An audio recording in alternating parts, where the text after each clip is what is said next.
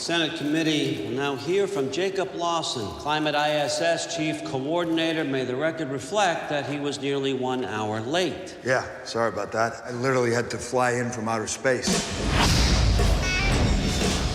Thanks to a system of satellites, natural disasters have become a thing of the past. We can control our weather. Mr. President, one of our thermospheric satellites malfunctioned over Afghanistan. So your proposal is what? We shut down all satellites. I don't need to remind all of you how many people died from catastrophic climate conditions. Make sure there's no further incidents. Are you going back up to space? I'm coming back. I promise. Have a safe trip, sir. Just don't touch anything. Main engine start. This is Mr. Jake Lawson. The Jake Lawson? You look much older than I would have thought. I mean, you look good. Am I getting fired? My access has been blocked. So satellite has a bad comm, that happens. Not a satellite, all of them. This wasn't a malfunction. It was intentional. There's potential for catastrophic weather events on a global scale. A geostorm. We have to shut the system down. The only one who has the kill codes is the president. I need your help. You're soliciting a Secret Service agent. Seriously? We're kidnapping the president in a self-driving cab. Jake, if you can't stop it, no one can. 3, 2, 1. Come on, baby.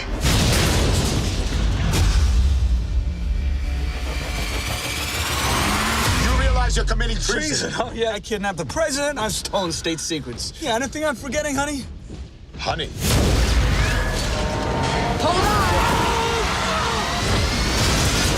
Out of here.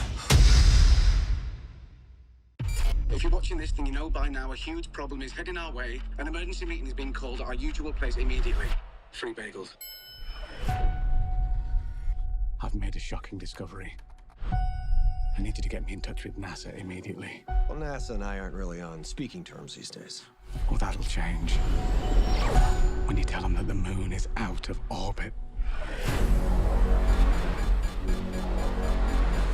There's no need to panic. I'm not crazy!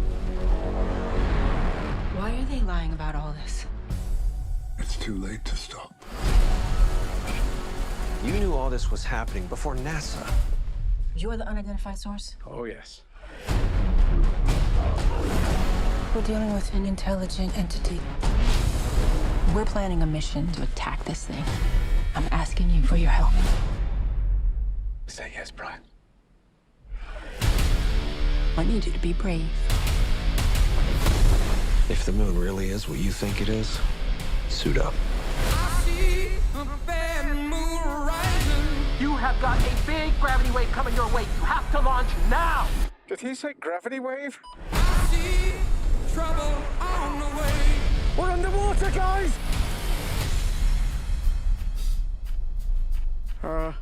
That's crazy. I hear hurricanes are blowing. Whoa, slow down! What's the plan? Save the moon, save Earth. Brian, what are you doing? It's flying itself! Wait for it. Let's go, you son of a... Yes! Hang on! Everybody, hang on! I'm gonna get you home!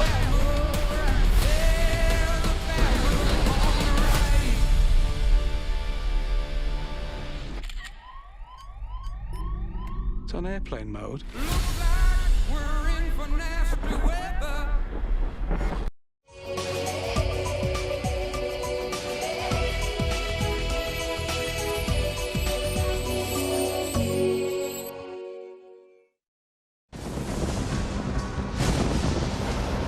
(1974). The most destructive tornado outbreak in recorded history hits the U.S. 148 tornadoes ripped through 13 states, causing millions of dollars in damage. Weather forecasters are unable to predict where or when the twisters will strike. More than 5,000 people are injured. 330 are dead. The nation is in shock.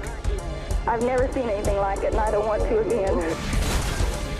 A team of meteorologists investigate the aftermath to provide forecasters with new tools to save lives in the future. Disasters don't just happen. They're triggered by a chain of critical events. Unravel the clues and count down those final seconds from disaster.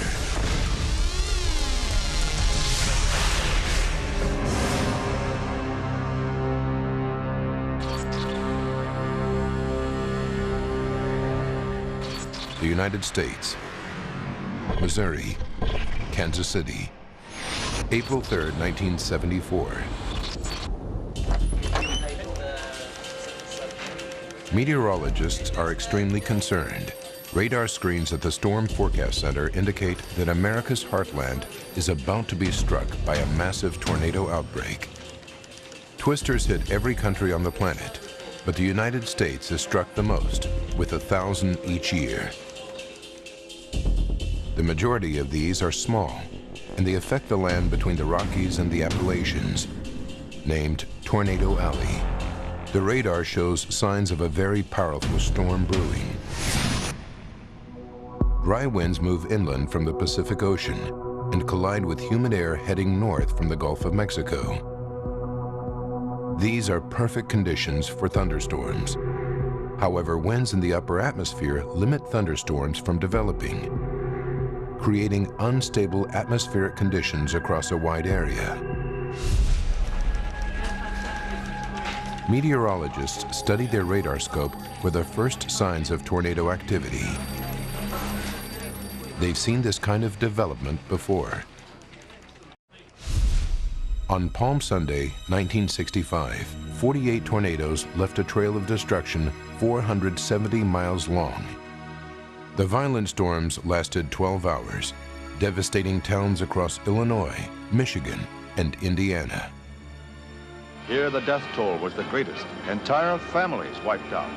In total, 1,500 people were injured. 271 died. The Palm Sunday tragedy exposed the Weather Service's inability to precisely predict where the tornadoes would strike. Their basic radar revealed where the storms would develop, but there was insufficient data to know which storms would be destructive and which would dissipate without harm. Nearly 10 years after the Palm Sunday outbreak, tornado prediction has barely improved. One of thousands of cities in the Midwest is Xenia, Ohio. 12:45 p.m. At Xenia High School, Julie Smith is eating lunch with her friends. They discuss rehearsals for the school play, unaware that bad weather is approaching. Julie's lived in Xenia since she was 7 years old. It was great. There was one movie theater in town. That's where we all went on dates. There was one drive-in theater, you know, that the high school had dances. It was straight out of a postcard. I mean, it really was.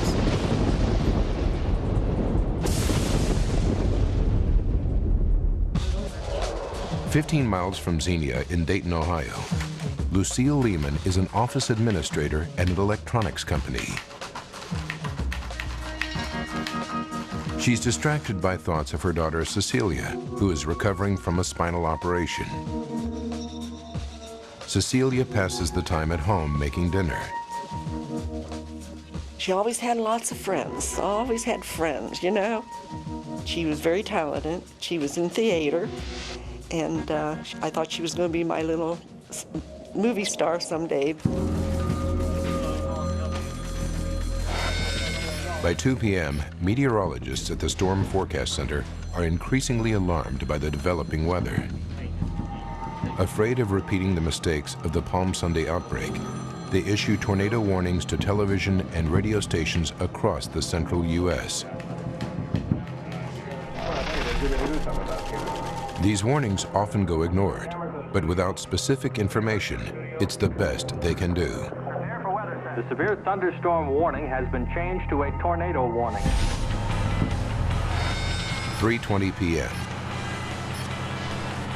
Lucille Lehman is on her way home from work to see her kids.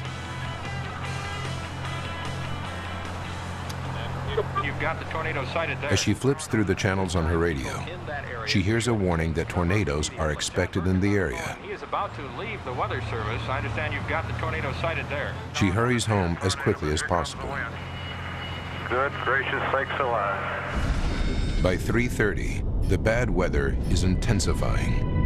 More than 20 twisters have been spotted across Tornado Alley, but so far, none of them have struck a city.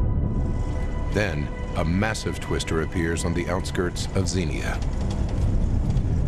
Despite the general weather warnings, thousands of people in the city are unaware of the impending disaster.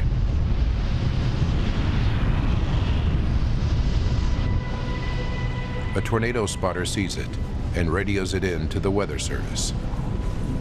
Yeah, we just had a tornado touchdown outside of town on Interstate 55. You copy that?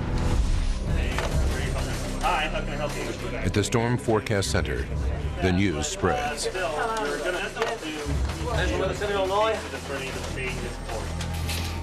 Hold on. Touchdown in Xenia. That's heading straight for the center of town. For the 25,000 people of Xenia, a tornado strike is no longer just a possibility. It's a reality. April 3rd, 1974.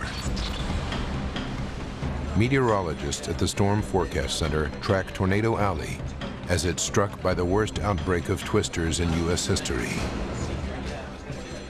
They're unable to predict the severity of each tornado or which towns will be hit. 3:32 p.m. In Xenia, Ohio, a tornado has just touched down and head straight for the center of the city. At Xenia High, 2,000 kids have finished school for the day. But Julie Smith and 11 other teenagers in the drama group are rehearsing a play in the auditorium. Meanwhile, Julie's father, Albert, is on his way to pick up his daughter from rehearsal. He's unaware that a tornado is heading straight for the school.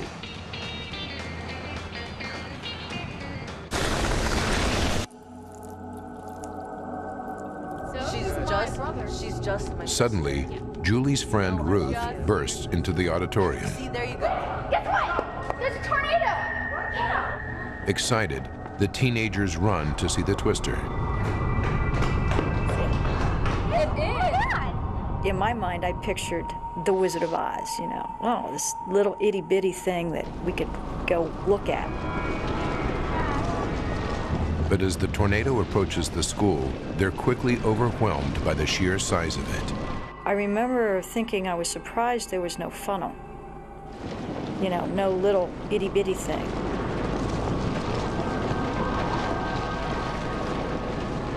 The students are frozen with fear. I think we were all shocked at what we saw. This huge thing that we couldn't even see the ends of it, coming right at us.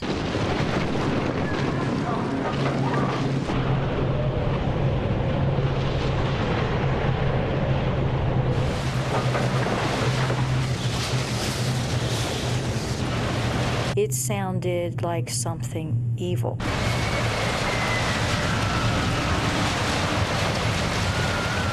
And I remember thinking, I can't believe I'm going to die this way.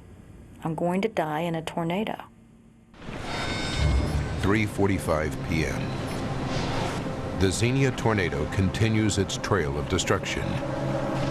Lucille Lehman and her 4 children are directly in its path. Following government advice, Lucille opens the windows, hoping to save the house from destruction. As the family looks in awe at the approaching twister, they're engulfed by the powerful winds.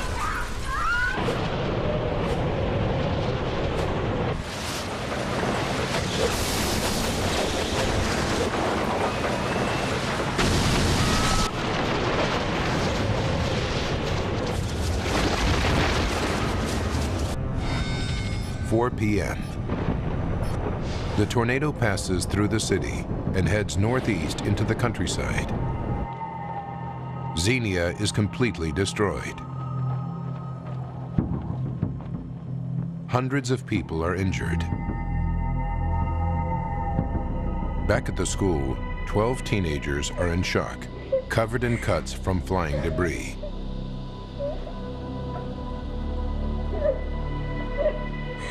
One of them is Julie Smith.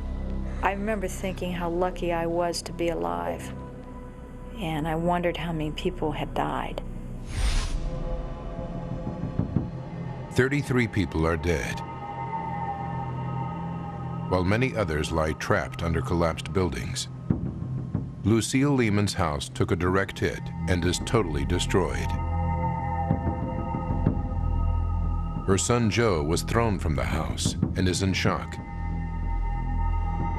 His mother and 3 sisters lie trapped in the remains.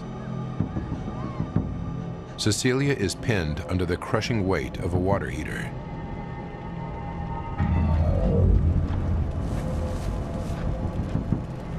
Neighbors pull Joe's sister Stephanie from the wreckage. Shortly after, they rescue his other sister, Denise. As Lucille frees herself, she's overwhelmed by the devastation. You know, everything around me was leveled. She tries to help her daughter, Cecilia, who's still trapped. I could move my hands, but my lower half of my body was pinned. My legs felt numb. The roads are impassable, and there's no sign of medical help. So neighbors must rescue Cecilia on their own.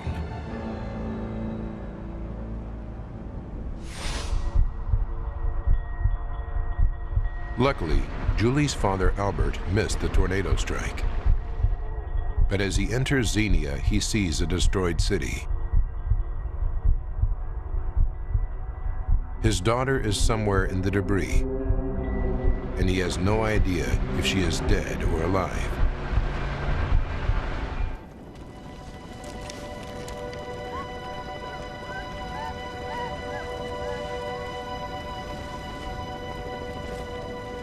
In the wreckage of what was once the Lehman house, neighbors are able to finally free Cecilia from the rubble. Once I could feel the weight of things being removed, I knew I was going to be okay. I just remember lying there, being grateful that I'm alive, being thankful to the people that dug me out.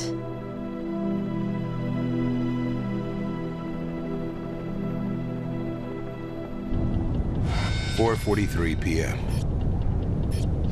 42 twisters have ripped across Tornado Alley, and reports continue to flood in. Meteorologists have never witnessed anything on this scale before. And what's worse, there seems to be no end in sight.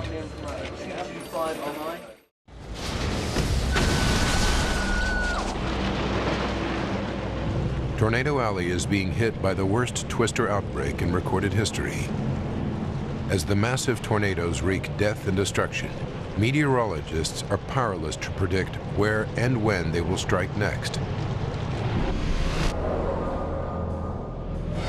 4:47 p.m. On the outskirts of Monticello, Indiana, another monster tornado forms.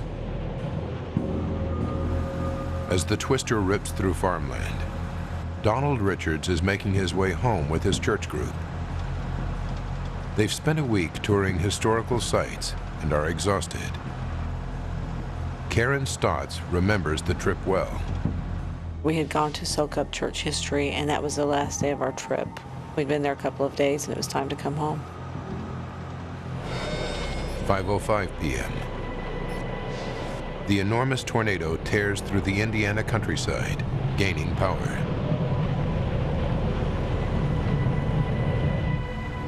Inside the van, Donald and the 5 girls are unaware that the twister is directly behind them. It races towards them, building in strength and speed. As they start to cross the Tippecanoe River, the twister strikes. It picks up the van and tosses it over 50 feet into the river below. When it hits the water, it sinks.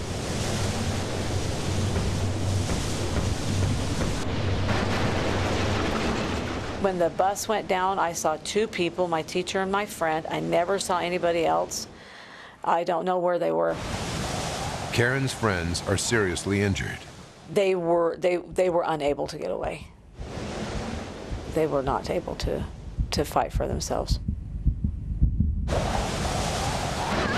As the van sinks deeper into the river, Karen manages to escape. Struggling against the winds, she finds the strength to swim to shore.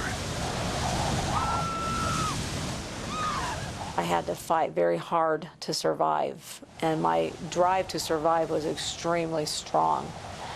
And I just began swimming as hard as I could. I truly saw my life go right before my eyes, but I somehow, by the grace of God, did not die. So.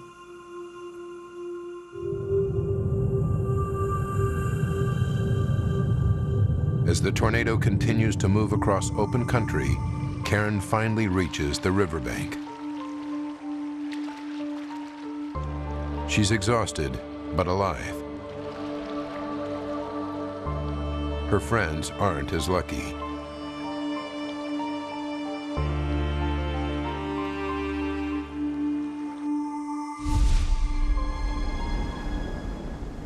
In Xenia, Albert finally reaches the high school and discovers it's totally destroyed.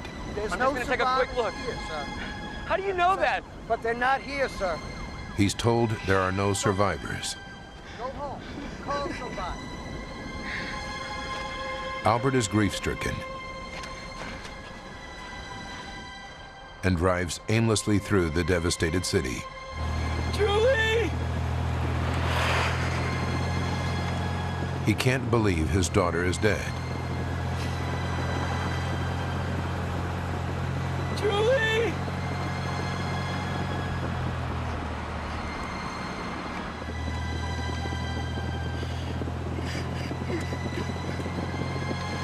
Suddenly, he sees a familiar figure. It's Julie. Julie!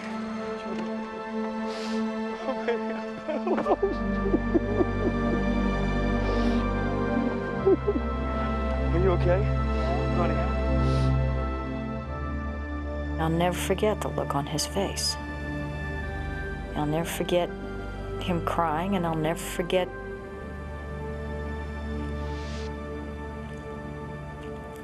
him giving me that hug.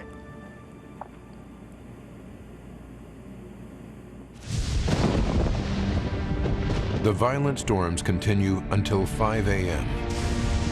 In total, 148 twisters rip through Tornado Alley. Property damage is estimated to be over $600 million, the equivalent of $2.3 billion today. More than 5,000 people are injured. 330 are dead. President Nixon visits Xenia to support the shattered community. He visits the wrecked school where Julie Smith and the drama group were lucky to survive. As communities across the U.S. reel in shock, the Army and Air Force clean up thousands of smashed homes.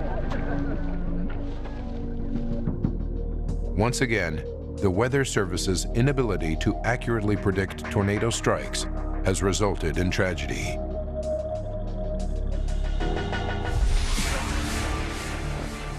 Now, By going deep into the scientific investigation, we can reveal how the 1974 outbreak changed tornado forecasting forever.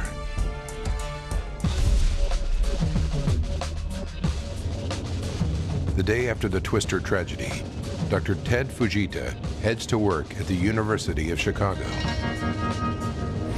The storm could provide him with a unique opportunity.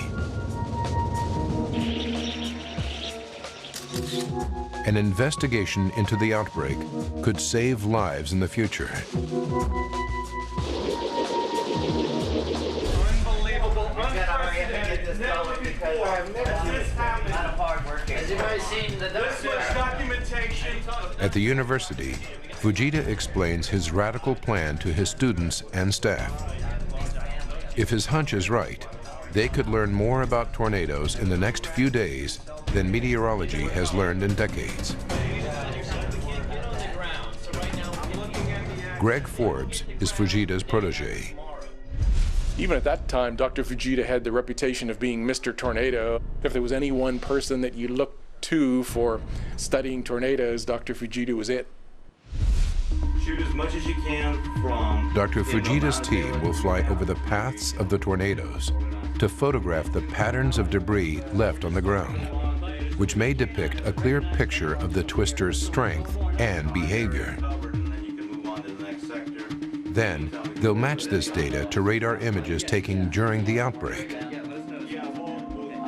Fujita hopes to discover clues that will help meteorologists predict where and when tornadoes will strike in the future. In Tornado Alley, twisters are normally caused when humid winds from the Gulf of Mexico move north and collide with colder, drier winds from the west. As the warm wind rises, it converges with these colder winds, causing horizontal rotation. Heat from the ground produced by the sun makes the warm air rise even further. Finally, it pushes itself up through the colder layer, creating a funnel that spins upward as a tornado. These violent funnels can cause devastating damage and strike any U.S. state, but they predominantly hit Tornado Alley in the spring and summer. In 1974, meteorologists monitor Tornado Alley with radar. The images generated by this radar help them recognize early signs of storms that are likely to generate twisters. But the scans aren't sophisticated enough to predict the exact locations where the most dangerous tornadoes will form. If Fujita's plan works, it could help hundreds of people survive tornadoes in the future. But with a cleanup operation already underway, they have to work fast. The question is, where do they start? We gathered up newspapers, we called National Weather Service offices and got reports. We put little dots on the map so we didn't have to just go randomly looking at every square mile of the whole state of Illinois and Indiana and Ohio and so forth. The following morning, the team divides into groups. Greg and a colleague board a chartered plane. We felt like detectives. We really called ourselves tornado detectives. We had to go and follow the little clues that got left behind by the tornado. You couldn't directly study the crime in progress. You had to look at the clues that were left after the fact. Within 45 minutes, Greg Forbes is at the scene of the first tornado. There is chaos beneath him. But as patterns start to emerge, it becomes clear that Fujita's plan might work.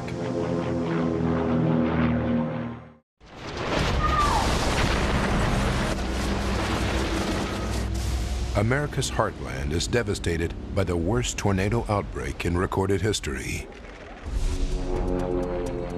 Determined to find some good in the wake of this disaster, student Greg Forbes from the University of Chicago flies over the tornado's paths to photograph the debris.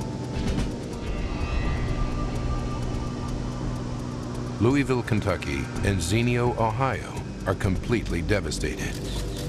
By photographing this destruction, Forbes can determine the precise direction, power, and speed of the tornadoes. Then he can compare these pictures to radar images taken during the tornado outbreak. This could reveal which cloud formations are associated with the most destructive tornadoes and help meteorologists predict where the most dangerous twisters will strike. I knew that there was the potential that what I was studying there could help with future tornado episodes and perhaps save lives. When Forbes returns to the University of Chicago, the photos from his aerial survey are shown to the team. Debris is scattered over large areas from the force of the tornado.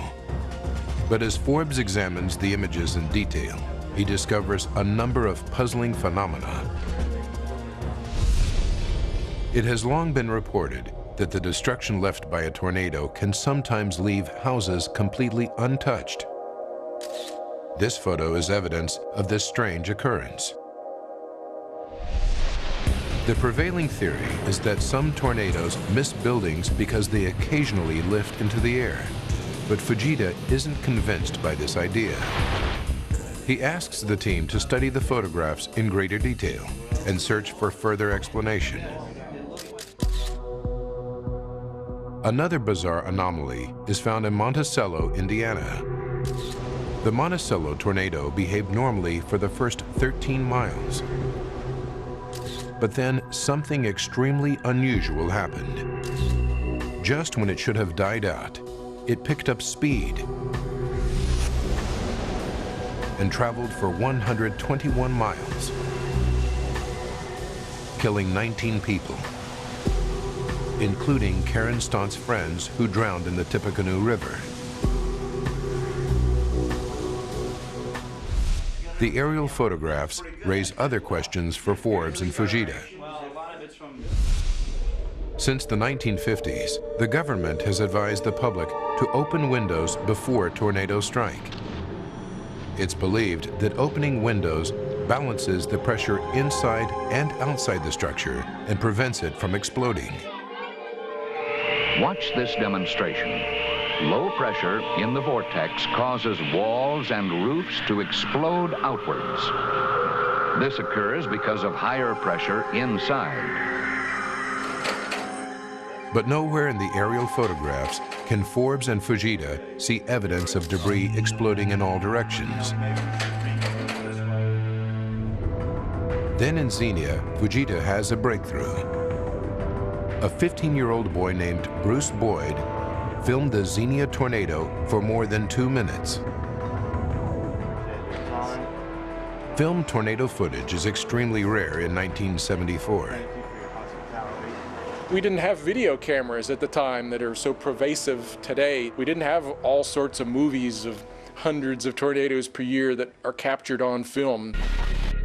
By studying the moving images of the twister, they use a process called photogrammetry to analyze the movement of debris caught in the funnel, which helps them assess speed, direction, and power. It's a technique that gets dramatic results. In 1965, Fujita used it on photographs of tornadoes taken during the Palm Sunday outbreak.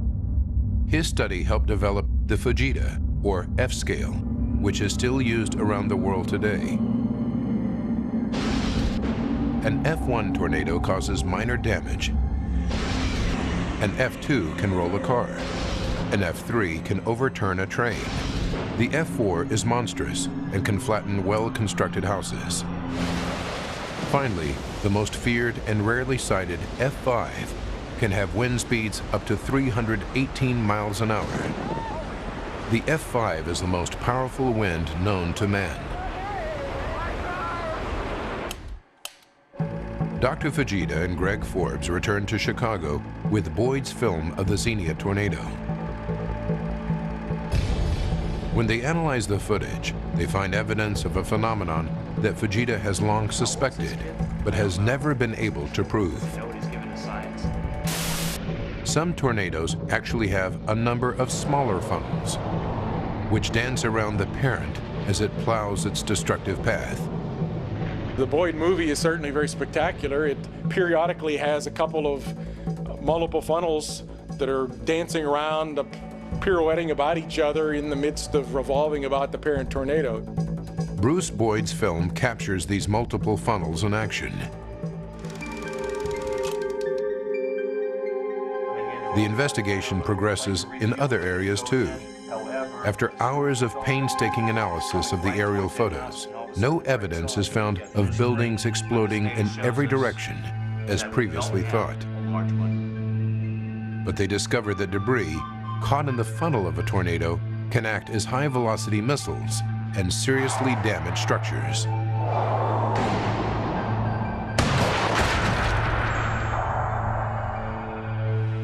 These missiles, combined with winds exceeding 200 miles an hour, explain why buildings are destroyed. They're actually blown over with massive force, although to a bystander, it looks like they're exploding. Oh my God, I hope they're okay. This is significant information for Forbes.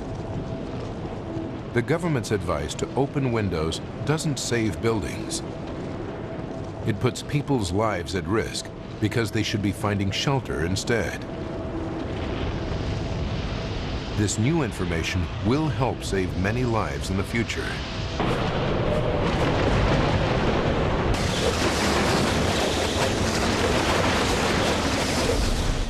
Then the team discovers a second piece of film capturing a tornado in action. In Parker, Indiana, news cameraman Wally Hubbard was caught in a hailstorm and forced to stop his car. Spotting a tornado, he instinctively reached for his news camera.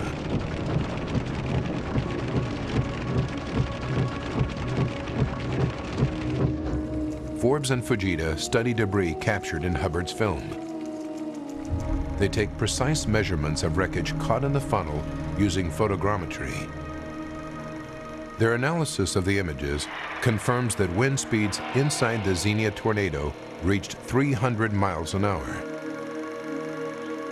Their research finally explains why some buildings remain untouched during a strike, but critically, they discover that multiple funnel tornadoes hold another deadly secret. The addition of the smaller funnels can make some tornadoes even more dangerous. They add another destructive layer of wind. By revolving about the parent tornado and having its own circulation, that would add yet another layer of additional wind speeds.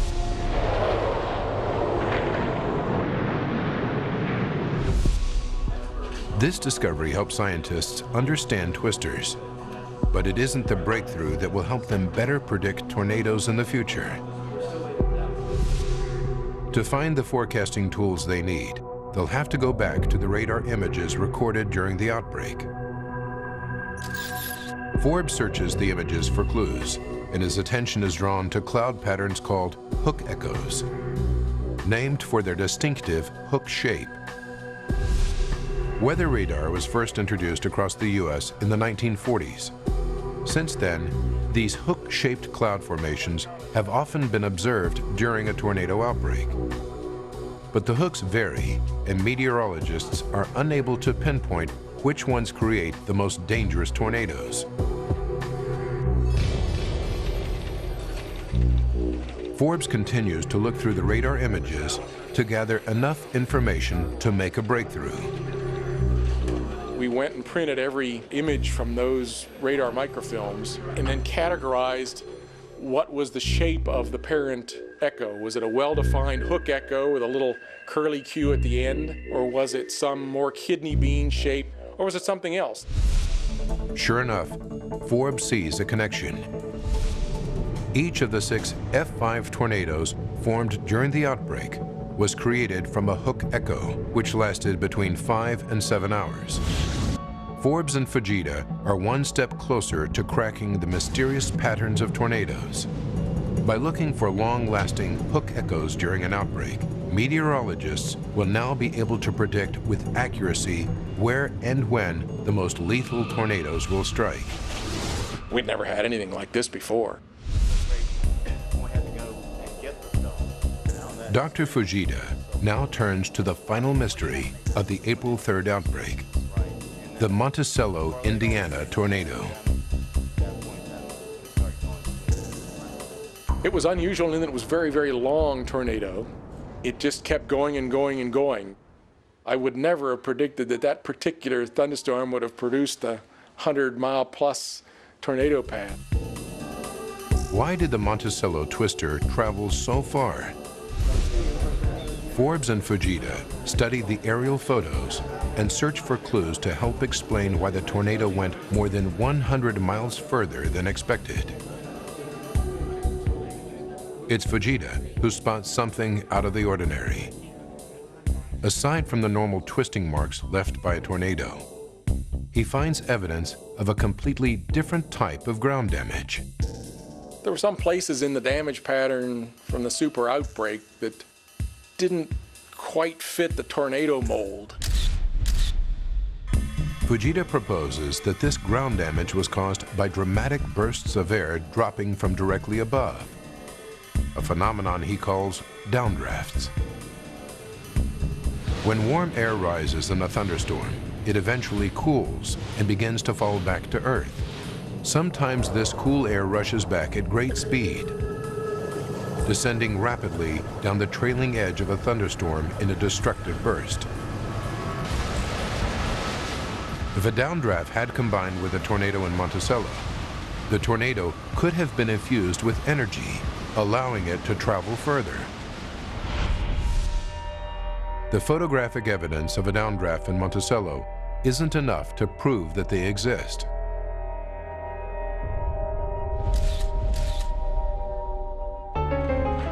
But Forbes and Fujita's hard work produces a map of the entire tornado outbreak. Each black mark represents the path of a tornado in miles. They reveal that the total distance covered by all the twisters is 2,500 miles.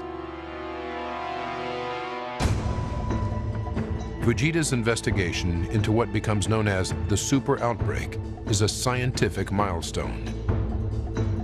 It's the most comprehensive study of tornadoes ever undertaken and amasses a wealth of new data. It debunks the dangerous myth that opening windows keeps houses from exploding, and proves that there's no scientific evidence that tornadoes skip. It reveals that tornadoes sometimes form unpredictable multiple funnels. The investigation also proves that the longest-lasting hook echoes create the most dangerous twisters. This becomes a vital tool in the prediction of the most lethal tornadoes and gives meteorologists a much better chance of warning the public in the future. On several levels, the super outbreak went a long way toward eventually reducing casualties from tornadoes. Dr. Fujita publishes a report on his findings, which receives great acclaim from the scientific community. But he was never able to prove his radical downdraft theory or explain why the Monticello twister traveled for over 120 miles. Then, 1 year after the super outbreak, he receives an unexpected phone call. A plane carrying 124 people has crashed. The National Transportation Safety Board wants to know if freak weather conditions could have been responsible. And this seemingly unconnected tragedy could ultimately lead Fujita to solve the downdraft mystery once and for all.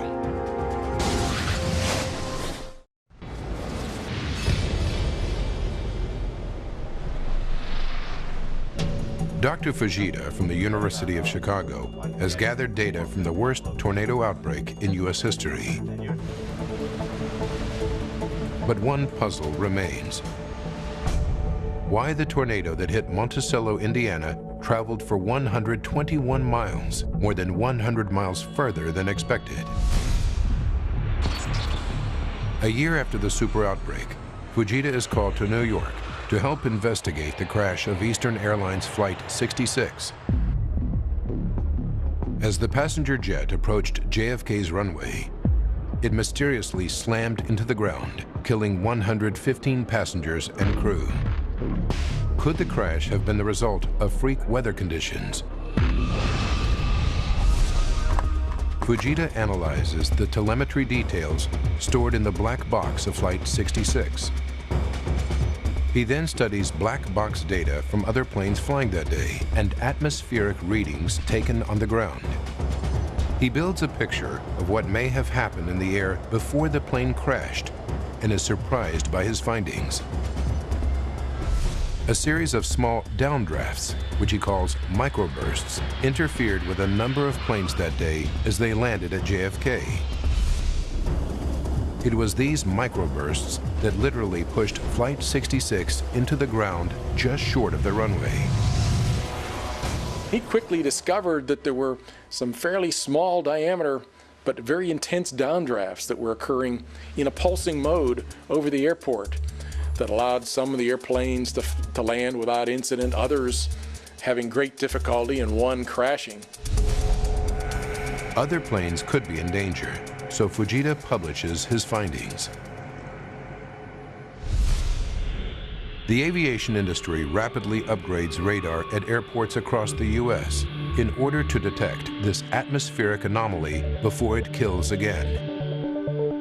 For Fujita, it's a double victory. His research proves that the ground damage seen in Monticello a year earlier, caused by dramatic bursts of air, can be attributed to a downdraft. It was this freak atmospheric anomaly which energized the Monticello tornado and set it on a deadly path for 121 miles with devastating consequences.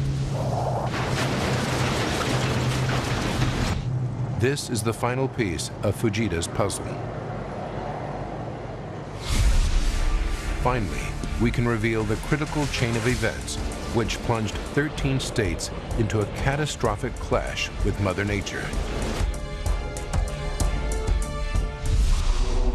April 3rd, 1974. Winds move inland from the Pacific Ocean and Gulf of Mexico, creating highly unstable atmospheric conditions across Tornado Alley. Forecasts suggest the U.S. is about to be hit by the worst tornado outbreak in a decade. But meteorologists don't know exactly where or when the most dangerous tornadoes will strike. They send out blanket warnings, but they're too late.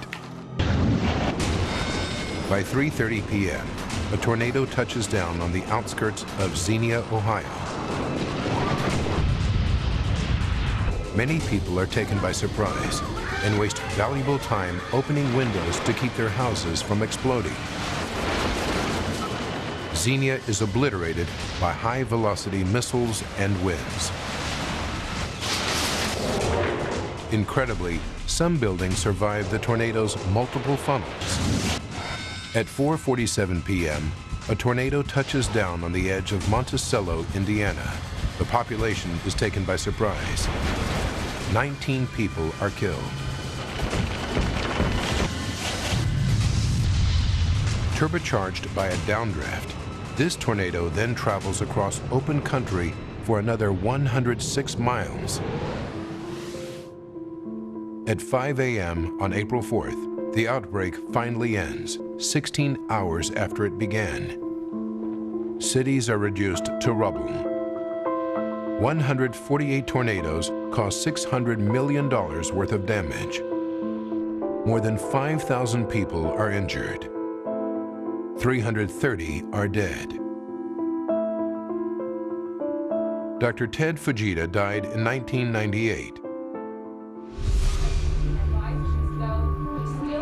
Greg Forbes is employed by the Weather Channel and continues his work as a meteorologist. His ability to predict the weather today is greatly enhanced by modern technology.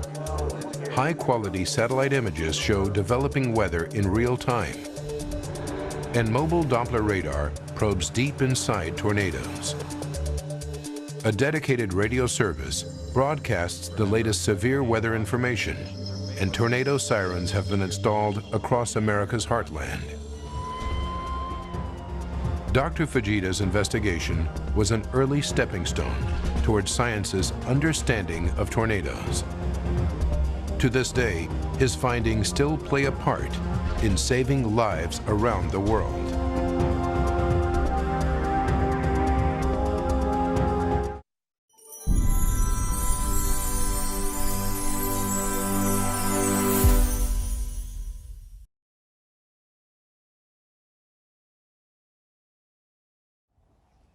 I leave you with Henry David Thoreau's words.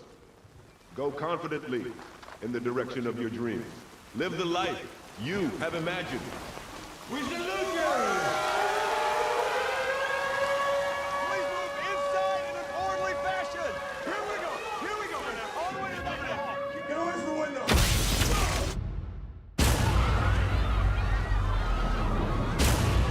Get down!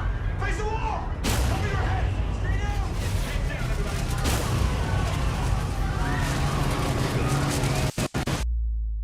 Take cover!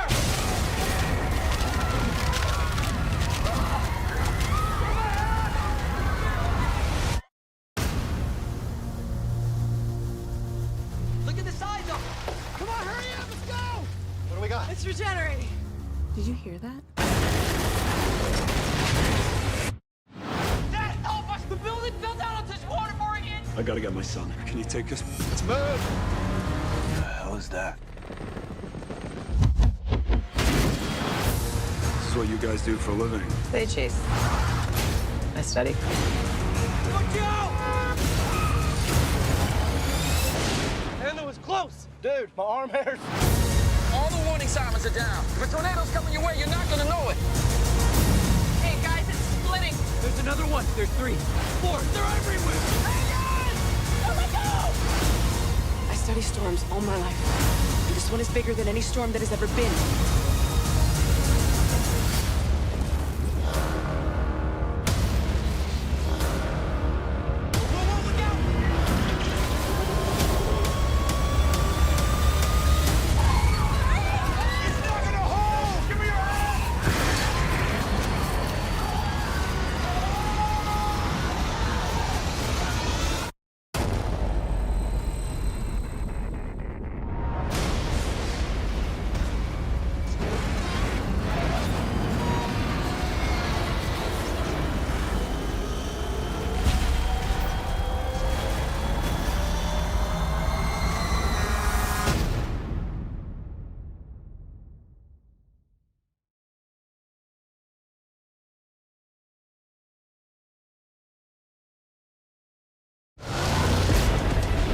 There's a hurricane coming. We gotta go. Agent Corbin reporting in. 600 million offloaded. It's all here with about 300 million of its cousins. It's your responsibility. I'm all right at babysitting old money. We're on lockdown due to the storm. Come on, man. Oh, boy. Turn around now. Do it. This is not good. No witnesses. Get in! What the hell was that about? The treasury's being robbed. Where is she? They need me. I'm the only one with the code. We gotta go get my brother. I need your help. Let's go save the world. What in the hell? Well, I am a citizen of Alabama. We're about to be crushed by the biggest storm of the century. Look out! I knew today was going to be. Let's load up. This is gonna be harsh! What?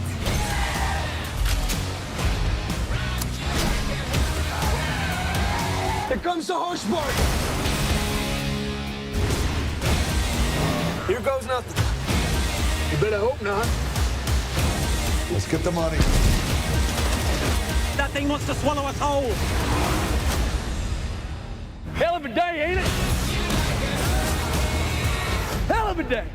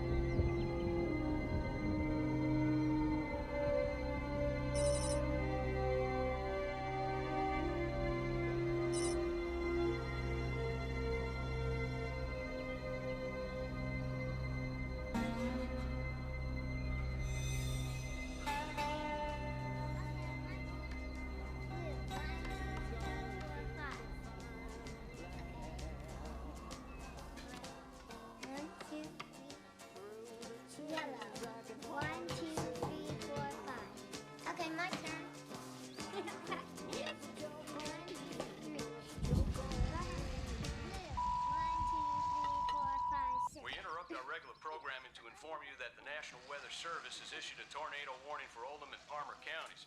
Residents in these areas are urged to take proper precautions. We now return you to our regular programming.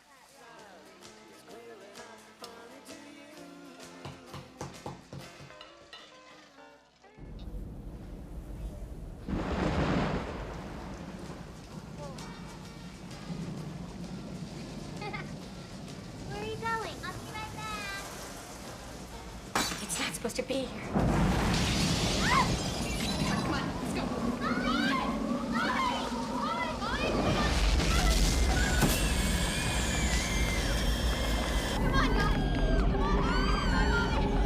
It's gonna be okay. Come on.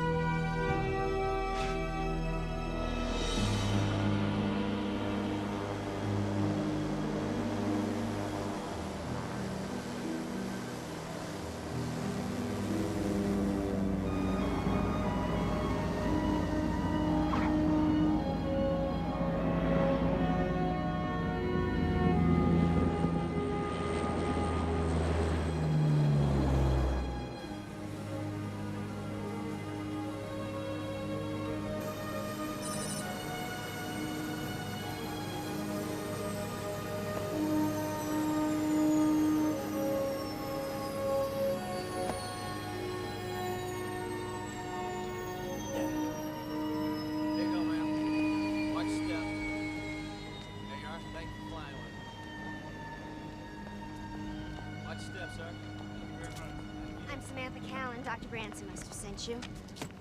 I'm Dr. Branson. Ah, so much for introductions. She's in the car, Dr. B. Howdy. Jacob Thorne, meet Samantha Callan. Jake, pleasure to meet you, ma'am. Sam, are we meeting someone else here? Well, the star of our show, Patty, just got in from St. Louis. You're the last to arrive. Well, I hope your flight wasn't as bad as mine. Actually, I drove. I love driving. He's afraid of flying. I just have a healthy respect for atmospheric uncertainties. So, how's the weather in Washington? Sticky. Now, I've been trying to familiarize myself with your work. Well, I'm sure Patty won't let us down. The Science Foundation has every confidence in your work, Dr. Branson. Thank you. You've been very supportive. But you can understand why after 6 years they had to demand a field trial. Now, frankly, at NAO, we think it's time to make a final determination. I'm sorry, did you say termination? Contrary to what you might have heard, not all auditors are heartless. Now, these things are normally done in a 2-day turnaround. I've asked for a week. Oh, a whole week? Well, might as well find Bigfoot and the guy from the grassy knoll while we're at it. How much do you know about tornadoes, Miss Callan? Doctor, where I come from, the biggest weather problem I have is that humidity makes my hair frizzy. Now, I was assigned to a project 2 days ago, and I'm doing the best I can to catch up. Well, this is just the place for a crash course. Welcome to tornado season.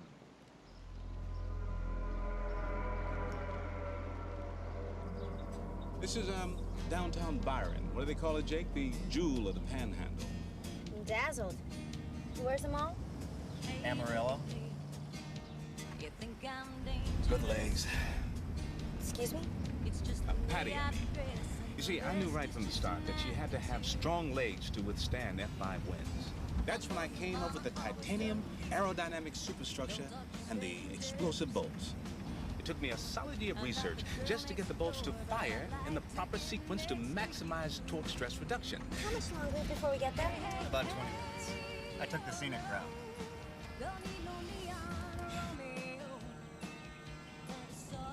So what made you decide to become a meteorologist? Oh, I'm not. No, Jacob is a, former top graduate student of mine at the University of Missouri. Until I washed out in the third year. Nonsense. As far as I'm concerned, you're merely late for class. So what do you do in the meantime? I'm a chaser.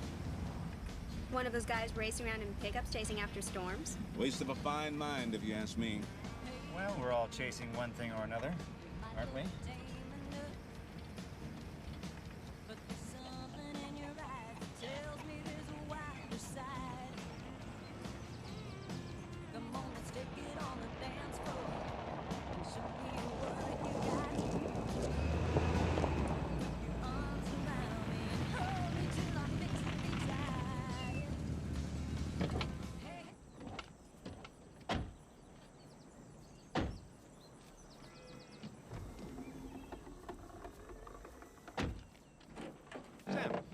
This is Oliver Nessel, one of my graduate students. Pleased to meet you, man.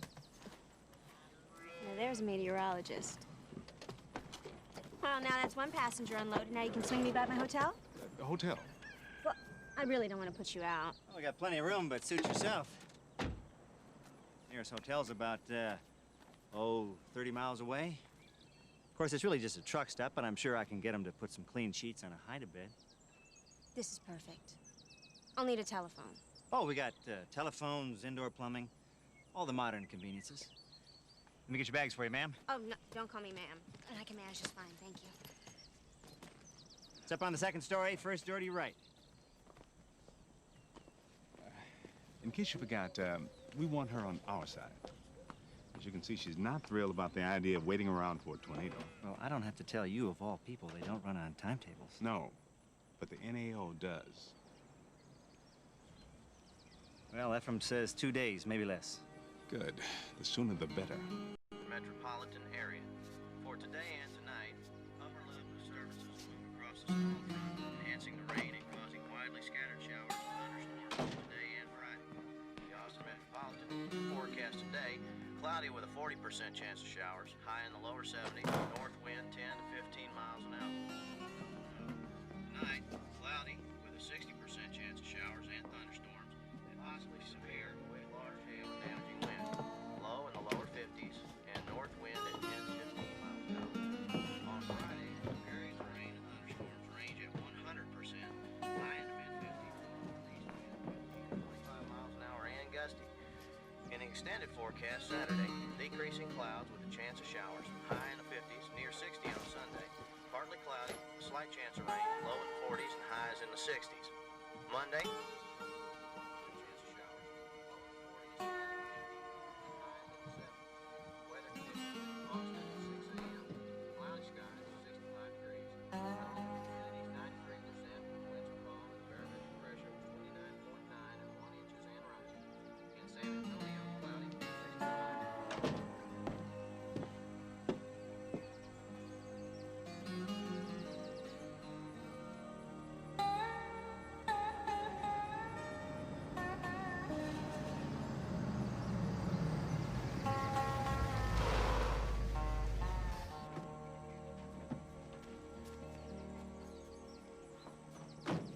Shoot! Do I smell smoke? Where there's smoke, there's fire. Home brew. That's 4-alarm hot sauce. He knew about Torp 87 to deliver it, too. Hey, Tex Fulton wants you to meet Sam Cowan. Of course, you know Dr. Branson over here. Did he say Tex? Yes, ma'am. And this here's Matty Peck. Pleased to meet you. Welcome to Byron. Y'all gonna motor mouth all day, or you gonna eat barbecue? It's over here. Go on, fill your face there. You need some help, Jay? Yeah, sure, grab a knife there. I don't believe I've ever met anyone named Tex before. Well, truth is, I'm originally from North Carolina. Oh, maybe they ought to call you Carol. Tex will do just fine, ma'am.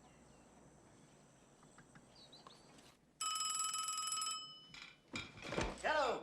How you doing, Jakey? Hey, Zena, how are you, girl? Why aren't you down here turning into a rack of ribs with us? Somebody's got to mind the store. How are things looking up there in Cliffside? Oh, it couldn't be more beautiful. Talked to Todd this afternoon. He said there's some minor cumulonimbus activity out south of Wayside. Sure hadn't reached me yet. Nah, we're looking at a no-show day all the way around. Well, Rudy doesn't think so. Jacob, you're a caution. Now, you save me some ribs now, you hear? You know I will. Thanks, Zena. Bye. Those beans wouldn't happen to be made with canola oil, would they? Fatback. Ephraim Thorne, I'd like you to meet Sam Cowan. Pleased to meet you. Miss, is it? Why not? Around here, a miss is as good as a mile. All right, get in here, Slim. Pile them on in there. Yes, sir. Yes, sir. Helps counteract Grandpa's cooking. Thanks. Well, Dr. B, I'm sorry, but today it seems like we're busted. Hey, what's this gizmo in my shed? Well, it's time to meet the guests of honor. This is Patty. Well, looks aren't everything. I'm sure she's got a terrific personality. To be honest, the most difficult part was coming up with a name for her. After 6 years of work, I wanted something truly special. Patty, P-A-T-T-I, stands for Portable Analyzer of Technical Tornado Information. It's also my wife's name. Took me weeks to realize that, of course. However, why don't we show them her brain? May I? By all means. All the monitoring devices are housed here in the control shell. You have your digital barometer, your celiometer, your electropotentiometer. But check out the legs. They're made of titanium alloy, which allows for torsion from the winds but won't break. The bolt inside can be driven up to 2 feet into the ground, thereby allowing us to actually take readings from within the vortex. All we have to do is place her directly into the path of a tornado. Is that difficult? No, it's damn near impossible. It's up to us scientists to do the impossible. All this tornado talk makes me thirsty. Sure it wasn't your sauce? Who's up for Jimmy Jacks? What's a Jimmy Jack?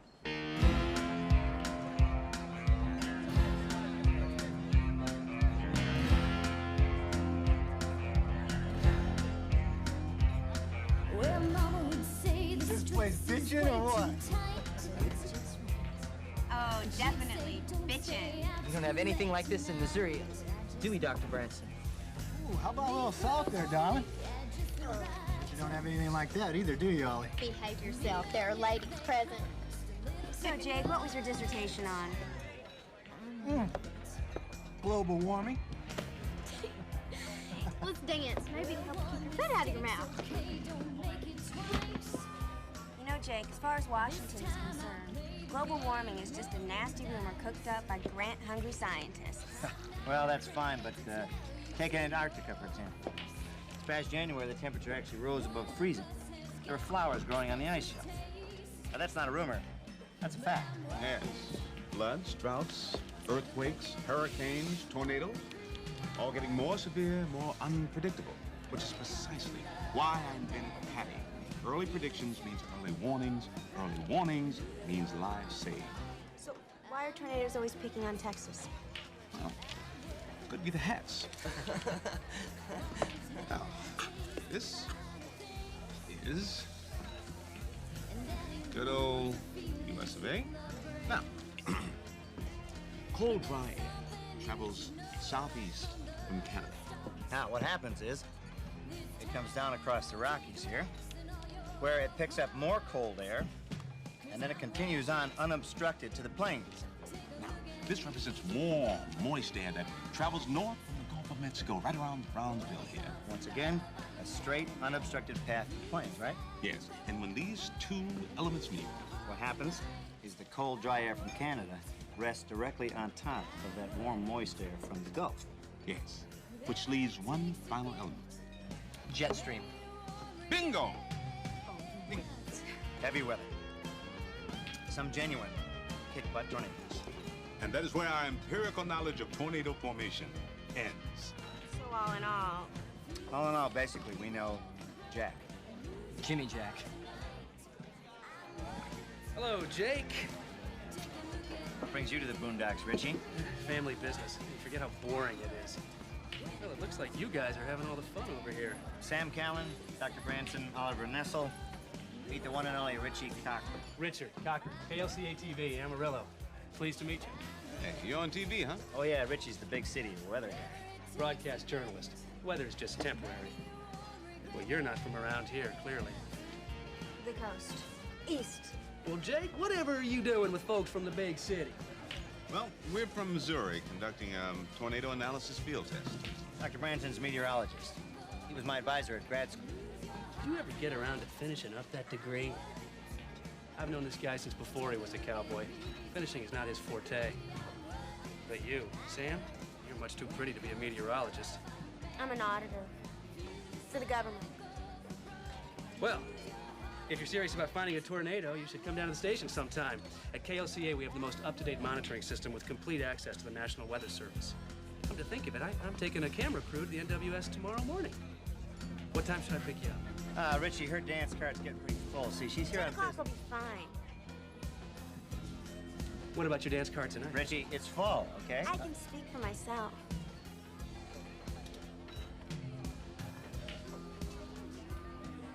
Wanna dance? Sure. Love to.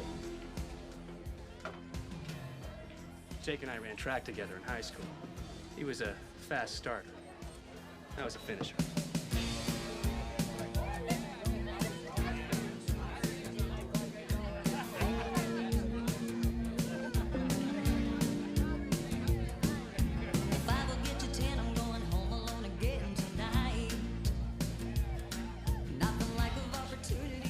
You have a real feel for the weather. I can thank my grandpa for that. Some things you can't learn in school. Like dancing? So how did a tight-ass bean counter from Washington learn the Texas two-step? How did a redneck good old boy earn 2/3 of a PhD? Hey, are we flirting? We are. We're rusty as hell. Nothing a little oil won't fix.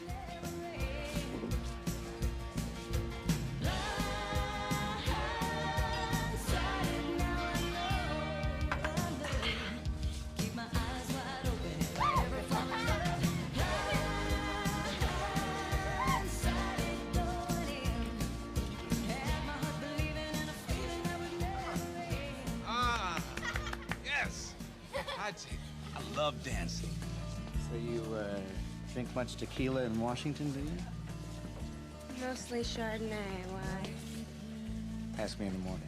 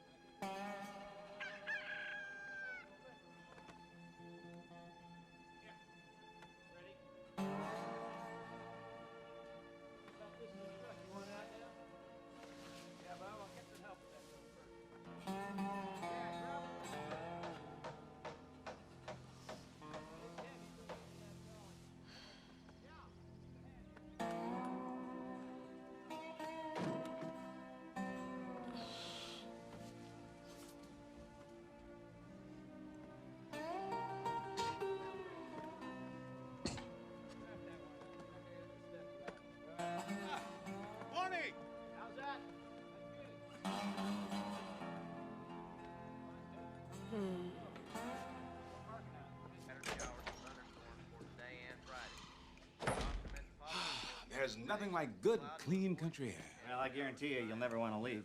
Especially after you've had some of my world-famous bacon and eggs. Now, these contain a very special ingredient passed down from generation to generation. Hey, no peeking. Well, good morning. Prepare for heaven. How about some eggs? I've just seen hell. Just coffee. Are you sure? Jake's very excited about this dish. It has a secret ingredient, cayenne. You're not one of those finicky Easterners, are you? No, I'm one of those brutally hungover Easterners. I didn't do anything I shouldn't have last night, did I? No, not a thing. We can try again tonight. How many radios do you have around here? Kirk. I don't know, a dozen easy. They're spread all over the house. They're all on 24 hours a day, and they're all tuned to the weather station. The boy must have his hobby. I've got it. Cilantro. Doc, please, you're blowing my cover. Sounds like a pretty finicky Eastern secret ingredient to me. Well, cooking is my real hobby. Jake, come look at this.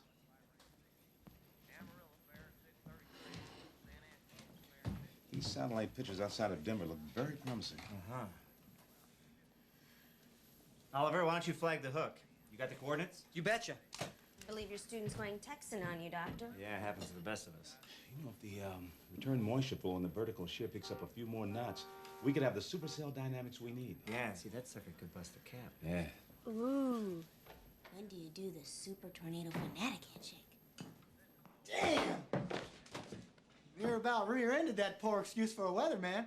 I need to freshen up. Cold and rainy conditions over the next few days. Cold front moving in from the north will pass through the area this morning. All in the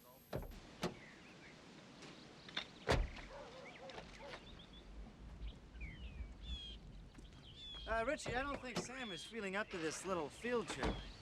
Maybe she'd like to tell me that herself. I mean, she hasn't fully recovered after last night, if you get my meaning. Ready. Yeah, so am I. Maybe we could drop you someplace, Jake. I don't know how interesting this is going to be for you. Nah, I'm always eager to learn from real weather professionals. That's an official police scanner. In my racket, it's round the clock. Ready alert. Well, if it's not asking too much, can we be quietly on alert?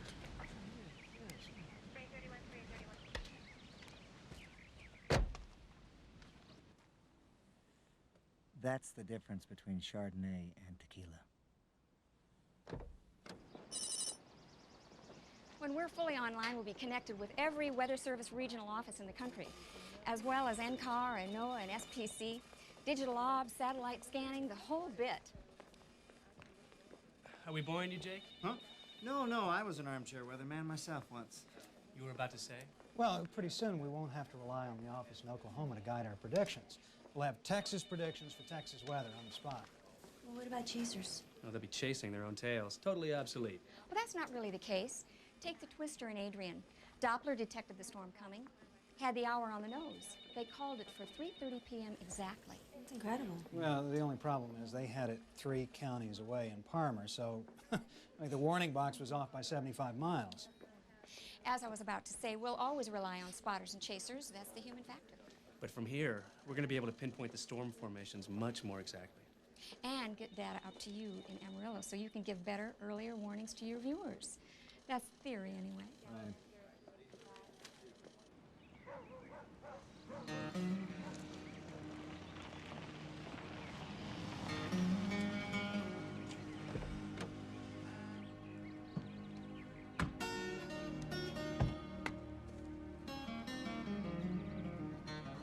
I don't have to be back at the studio for another hour.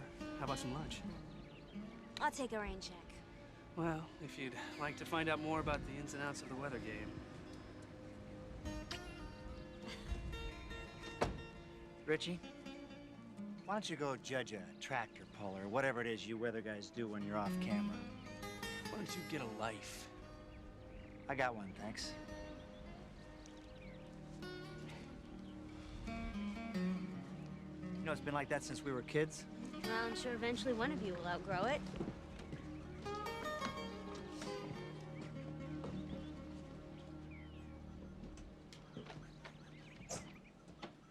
Besides being a night fool, she's got a good head on her shoulders, which is more than I can say for present company. Don't get any ideas about being a matchmaker. Why not? Can't look after you forever.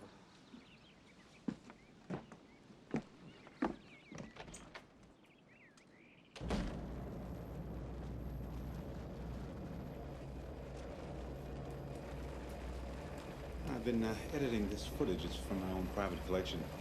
The Fujita wind damage scale rates the storm's power from an F1 to an F5. This is an F1, an F2,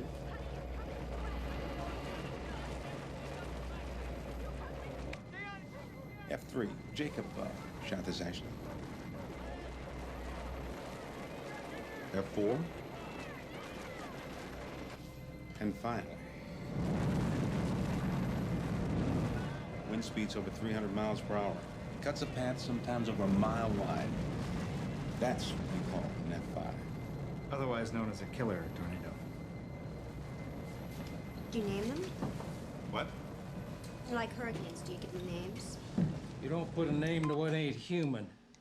There's nothing human about a tornado, it's just God's blind fury. And you don't outguess it with predictions. Yes, but Doppler radar pinpoints the elements of a storm before the tornado. You can't guess weather sitting at some dumb computer screen. Doppler is only one of our tools. We have computer simulations that are on the verge of accurately predicting the path of a mesocyclone. Hey, with all of your fancy machines, I mean all of them, you know you still can't tell me when a tornado is gonna come and where it's gonna go. Yes, but... Yes, but nothing. You see that barometer out on my porch? Now, that's all I need. That and my senses. Because sooner or later, you gotta get outside and smell the weather. Look, let's not forget. It doesn't take a killer tornado to kill people. 15,000 people died in North America this century alone, and they all have the benefit of a barometer. Now, if Patty can save one life, then our efforts would have been worthwhile. All the computers in creation can't change nature. Now, a tornado's got a devil's heart and a dead soul. And until you've seen that, you ain't telling me nothing about nothing.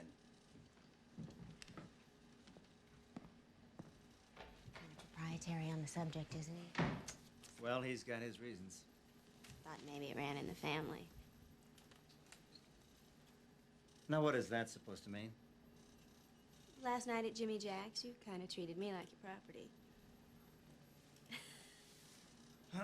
Yes, well, I think a change of scenery would do us good. Maddie has invited all of us over to her folks' house for dinner tonight. I could use some home cooking. Sorry, Oliver. We're going to have to keep our eye on the prize. Plenty of leftovers. Meantime, you just keep playing Pac-Man, because that's what you're good at. Sam?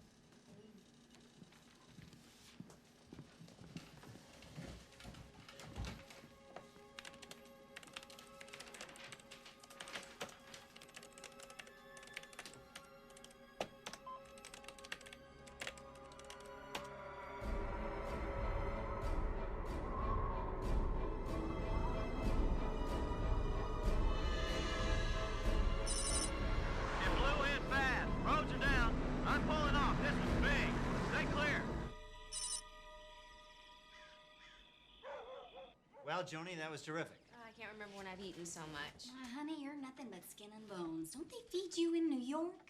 Washington. Uh-huh. Same difference. How's the hunt going? Well, nothing so far today, but we got some promising developments from SPC. You want to come see my tree? It's the best climbing tree in Byron. I bet it is. Sam doesn't want to see your stupid tree. She just said she did. Maybe later, monkey. So, they got the speech this afternoon. You did? Did his eyes bug out? Tornado got a heart and a soul and a gallbladder and a stomach. Tornado goes to the supermarket, buys some groceries, brings it home, cooks up pancakes for breakfast. Tornado eats them pancakes with raspberry syrup. Let's take a look at that tree, huh, monkey? Sure.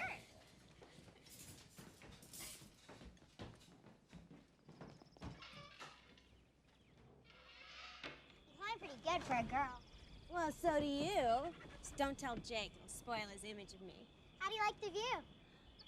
It's beautiful. Just don't look down. I can see why you like coming up here. Go on ahead. I'm right behind you. You walk as good as you climb? Try me. That was a nice thing you did. Climbing a tree with a 10-year-old? No, keeping texts from going on about a certain 70-year-old. I don't like people talking about Ephraim. There's enough talk as it is. So peaceful. Yep. In Washington, there'd be 1,000 car alarms going off, sirens, the subway. I'm surprised you'd even notice being from there. Nobody's from Washington. I'm from Indiana. Ah, so you're not a real yuppie. Why not? As far as I can tell, you're not a real cowboy. Well, that's because I'm a farmer. You know that field behind Ephraim's? I got some soy growing in there, and one day I'm even thinking of putting in some aloe. Jake Thorne, soy and aloe farmer. I don't buy it. Oh, is that an official opinion? I'm not saying you're not good at it. I'm just saying your heart's not in it. You know what I'm good at? Sizing things up. Anyway, that's what they say at the office. Size me up. You earn a PhD washout. You were a walkout. Fair enough.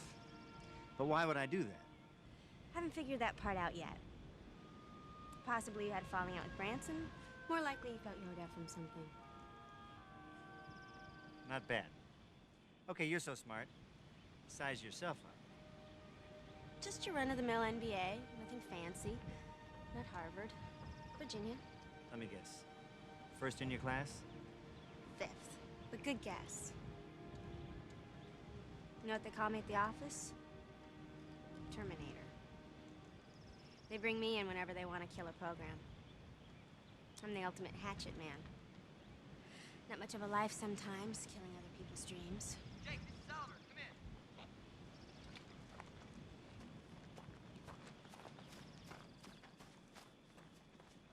in. Jake! Yeah, this is Jake. I hear you. Go ahead. This is Oliver. Come in. Easy, Ellie. I read you loud and clear. I think we've got some activity. 15 miles northwest. Let me get the coordinates. Tina just called. Her best guess is 35 wide by 101 tall. All right, let's saddle up.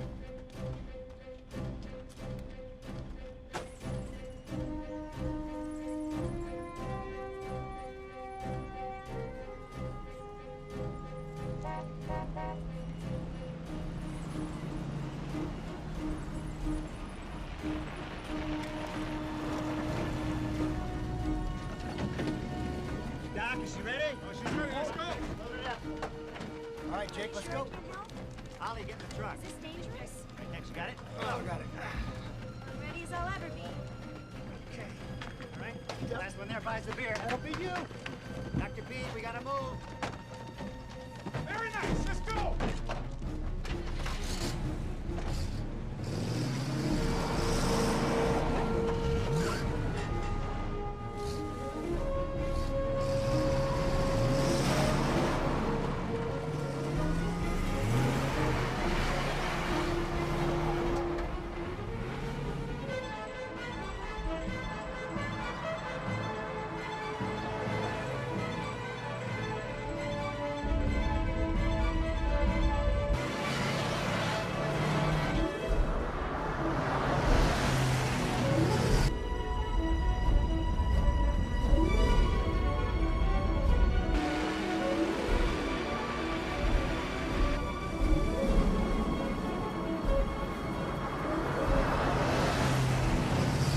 Coordinates point here.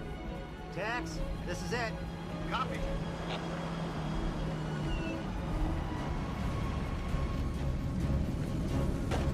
Okay, guys, let's do it. All right, Jake. You know what to do.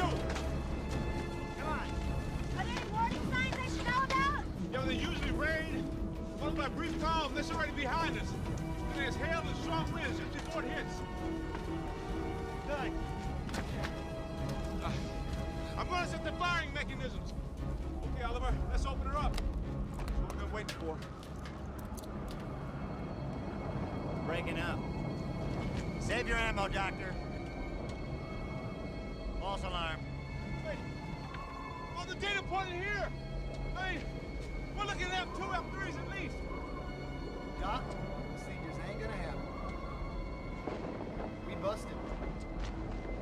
I can't believe all the data. Looks like we missed this one, Dr. B.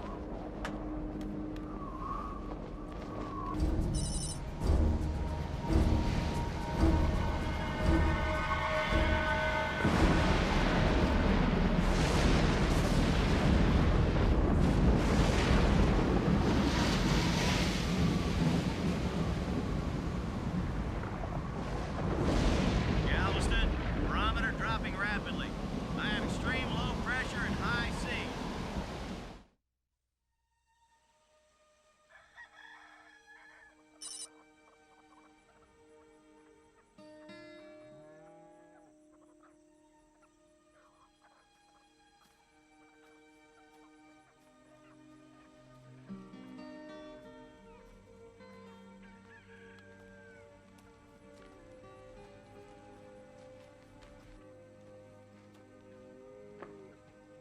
Hello?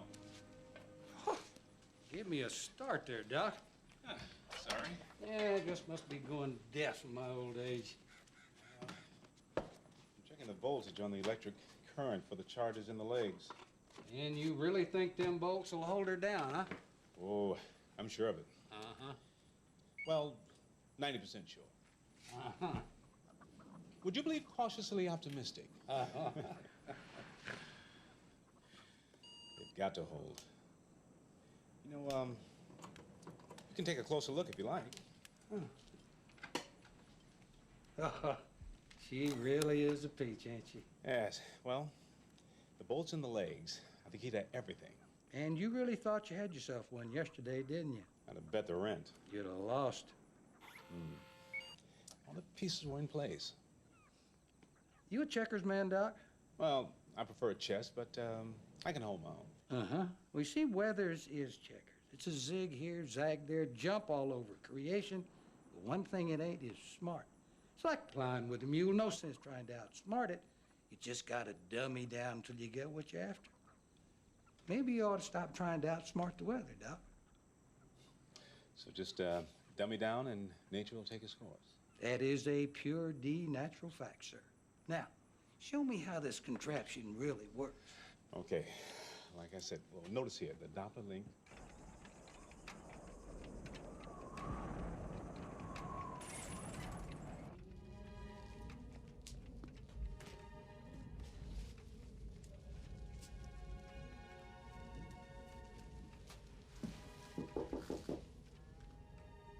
Yeah? Well, I was going to take you up to see Zena's place, but looks like you got a better offer. It's not that I don't enjoy standing in the drizzle with you, Jake. It's just not what I was sent here to do. The truth is, I've seen enough. I'm leaving. So that's it, huh? Just like that? You won't even give Branson a fighting chance? He's had 6 years of chances. I don't see that a few more days will make any difference. Sam, don't you even care that the work he's doing might actually help some people?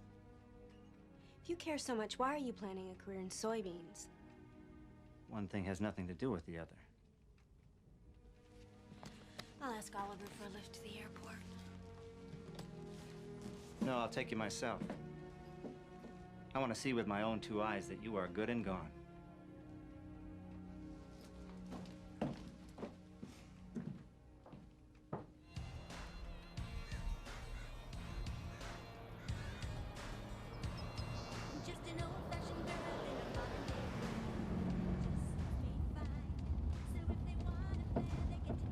Silence is getting pretty thick, don't you think? Try watching the clouds. It's a great way to pass the time. You mean like that one looks like a buffalo and that one's Nixon? No, I'm actually trying to be serious here. There's a certain zen to it. I watch the cloud, I become the cloud. You know what I mean? No, Jake, I don't know what you mean. 12 months of the year, I look at numbers. Oh, sure, sometimes they let me go in the field and see actual people, but still, I'm just still supposed to see numbers. So, what do you do for fun? I'm a yuppie. I don't have fun. I have stress. No, you're a fake yuppie. Well, stress is real enough. I don't sit around reading Congressional Quarterly. I have parties. I have brunch. I have friends. Boy friends? Yes, there's no shortage of boys on Capitol Hill. Not too many of you cow country Marlboro men. Sam, I'm from Chicago. You want to talk about stress? Try being the only child of 2 lawyers. They still couldn't work out their own divorce. We're early. I could stand a bite to eat. Andy, honey, do you see what I see? Strong flow off the Gulf. We have anything new from SPC? Not since 10. Now take a look at this. You know, just to be safe, we better get them to issue a risk for severe from Milburn to Dalhart.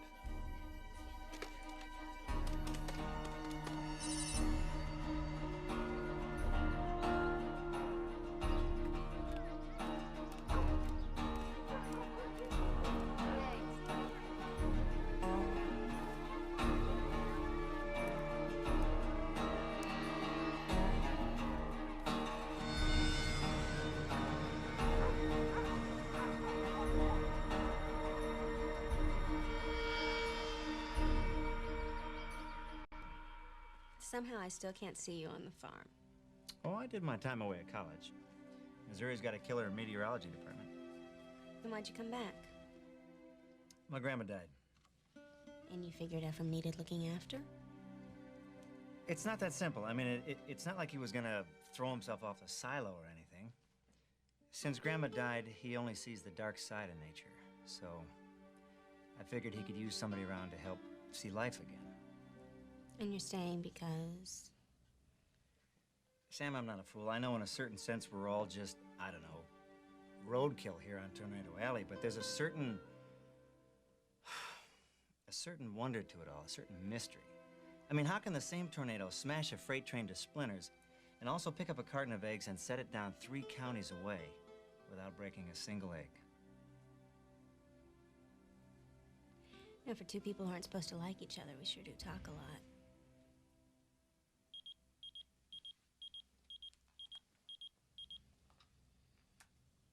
Okay, Margie, thanks. You got the word to him at the farm? I owe you.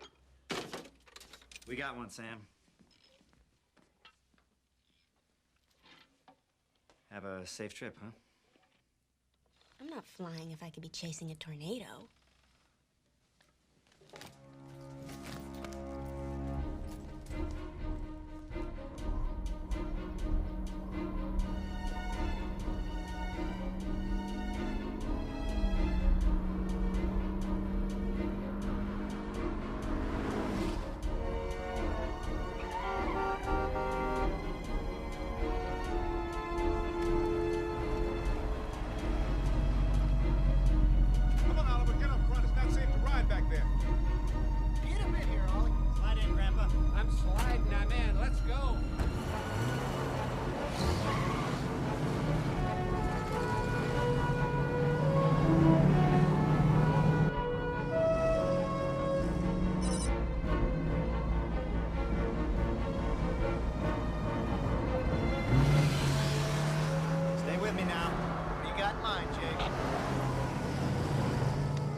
If we get on 385 north to 54 east, we'll keep on it.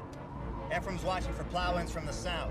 Jake, there's no damn way it's gonna tack all the way up to 54. We got it now. We gotta stay on it. If it makes it up to 54, we ain't never gonna catch it. Damn it, Tex, I'm telling you, just stay straight to 385. It's gonna be a right turn and we'll circle it. We'll go up and around. We got plenty of time.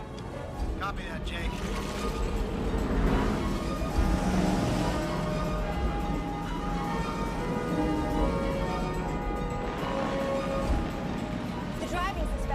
Could the actual tornado be? Huh. Did you get an update from SBC? They get a watch out? No, this came out of nowhere. I think they've issued a risk for severe, but that's about it. Over there!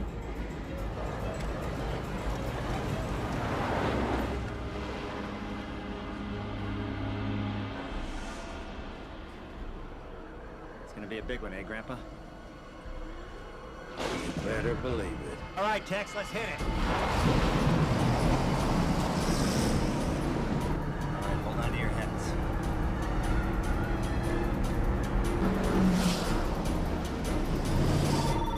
Yeah. Hold on, Margie. Tex, I got Margie on now. Let me get back to you. Yes, ma'am. Jake, you on this critter? Snuck right the hell up on us. We had it targeted way west. Yeah, I'm on it. We're maybe 5 miles south of Milburn off 385 north. The core is maybe 2 miles due north of here, about 30 miles an hour. Okay, I'm getting that down. Now listen, Jake. We need to issue a warning stat. Now give me your best shot. Where's it going?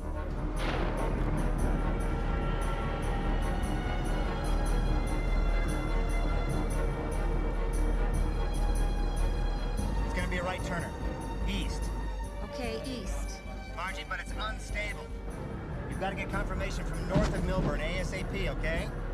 Will do. Good hunting, Jake. All right, hang on, because here we go.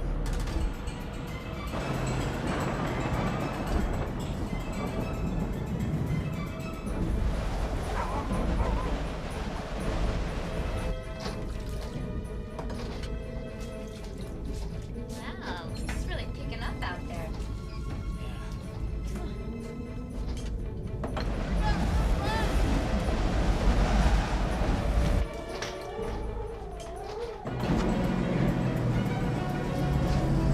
The tornado hits us.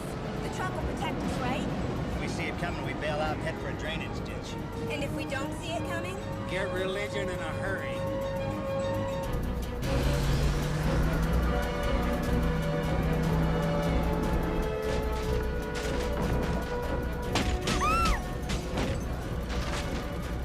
Thank God for safety glass, huh? I'm hoping to thank him for better than that.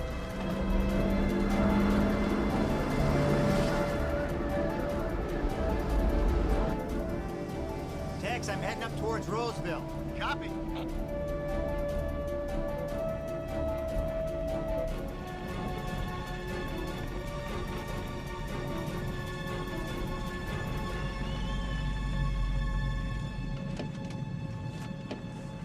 Keep your doors open. My God, look at that. How would you call it, Jake? F3? 4? That one is at least a 4, maybe even a 5. Give me that camera, Ollie. Sorry, Dr. B. This one was too fast for us. Incredible. Called it dead on, Jake. That's a right turn. Jake, it's turning back.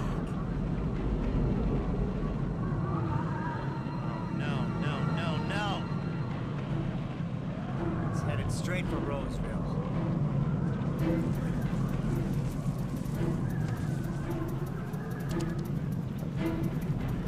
Margie, this is Jake. I need a blast, pronto.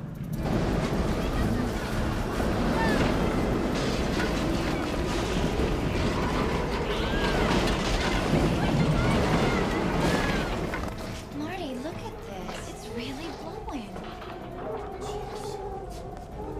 They haven't issued a warning.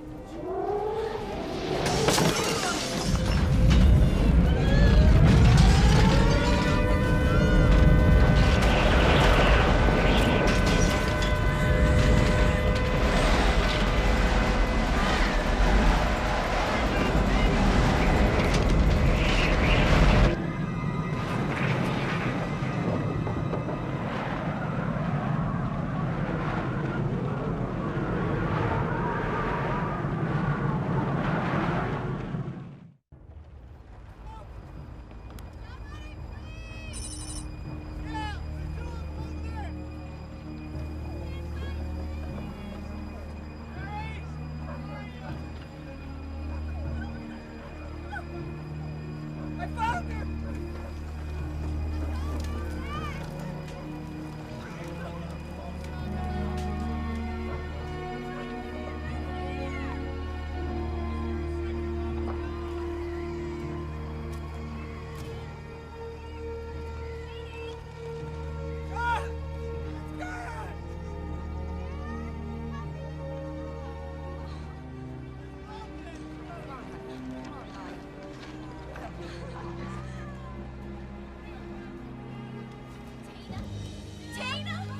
This is Jake Thorne requesting emergency medical assistance. We need medical evac and personnel here ASAP. Westbury Hospital should be put on alert for incoming casualties and for the helicopter to Dalhart General. Copy? Copy.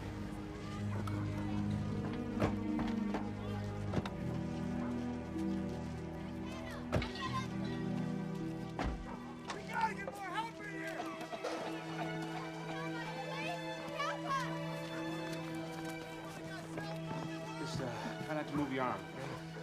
Look, see if you can find some bandages, sheets, anything. Okay. Just, take it easy.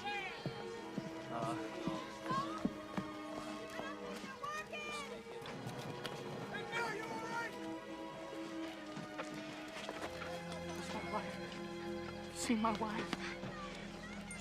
Come on, walk over here. Let's get some water. You're gonna be all right. We're not gonna leave you. No, we're not gonna leave you.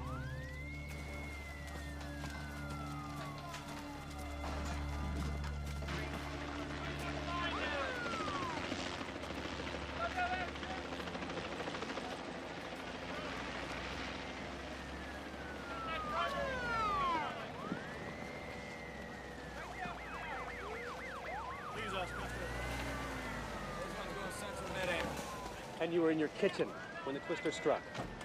Were you gonna go out early because I don't remember why. Normally I work on Thursdays. When the tornado hit, can you tell us what happened? Where's my wife? Where is she? No, Richard Cochran, KLCA TV. Okay, just hold to the next live feed.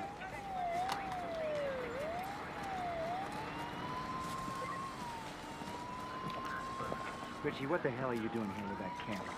Don't preach at me, Jake.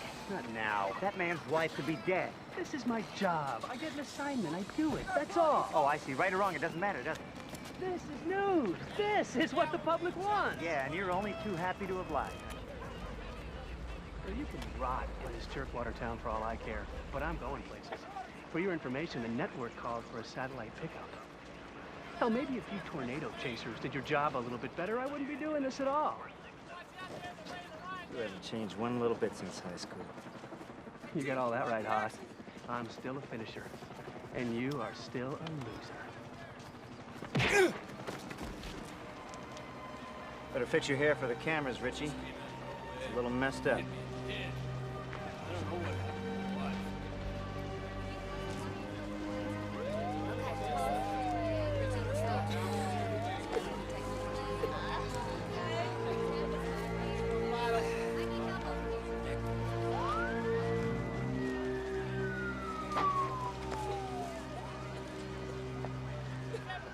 You're not going to end the field trials, are you? I don't know. Well, I know you're on your way to the airport. Please, there's no time for bureaucratic double talk. I need more time. I'm just the messenger. The message was written long before I ever set foot in Texas. So I was hoping against hope. Well, I should have guessed that. For a scientist, I can be extremely naive. I didn't mean to put you on the spot. I know.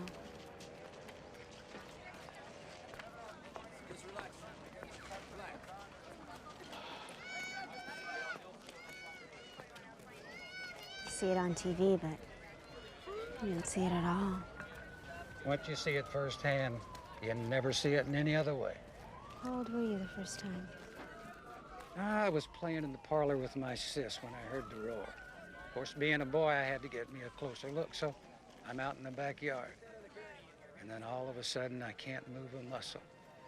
Because there, right in front of my eyes, I see a funnel form. Then a second one, and then another one, like some three-headed monster. My mother's calling me, I'm calling her. And all you can hear is that roar. I watched my mother get pulled up into that funnel. That was the last I ever saw her. I was 5 years old when that monster came in Ain't My World. And now it's coming again.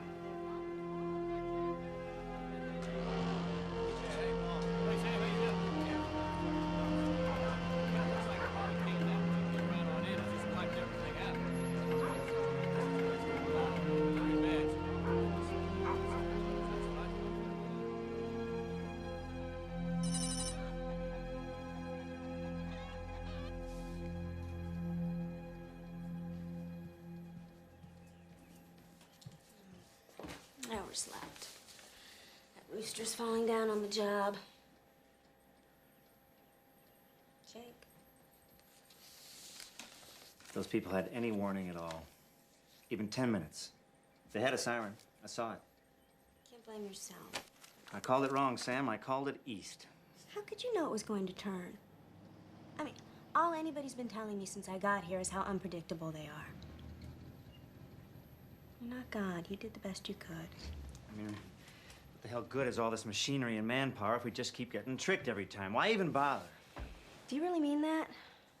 Because in about 5 minutes, I'm going to get a call from my office wondering why I'm not sitting at my desk filing a termination report. What should I tell them, Jake? Huh? Oh, this is a bad time. No. Come on. Actually, Jake, I was hoping maybe you and me could take a walk. Yeah, sure. I'll talk with Sam.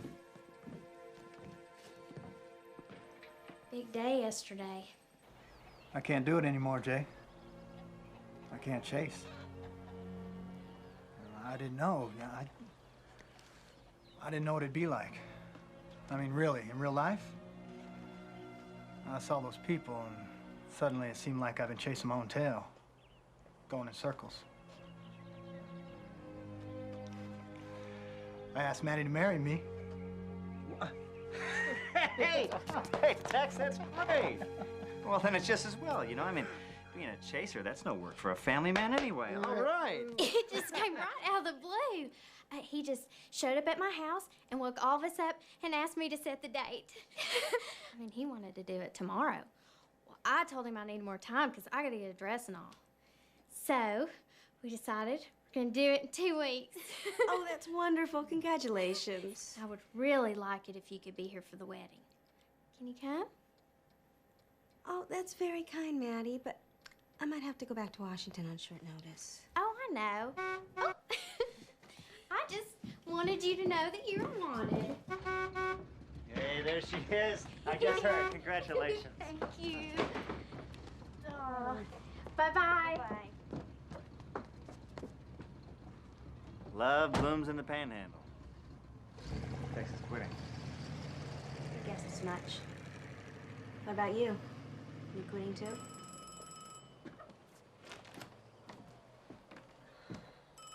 Jake, there's something you need to know.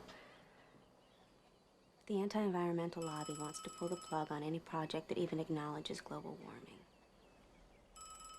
So what are you saying? We were finished before we ever started? I'm saying this could cost me my job. I need to know now. Are you gonna quit too? I told Dr. Branson I was going to help him out. And that's exactly what I'm going to do. What about you, Sam? You going to answer that call?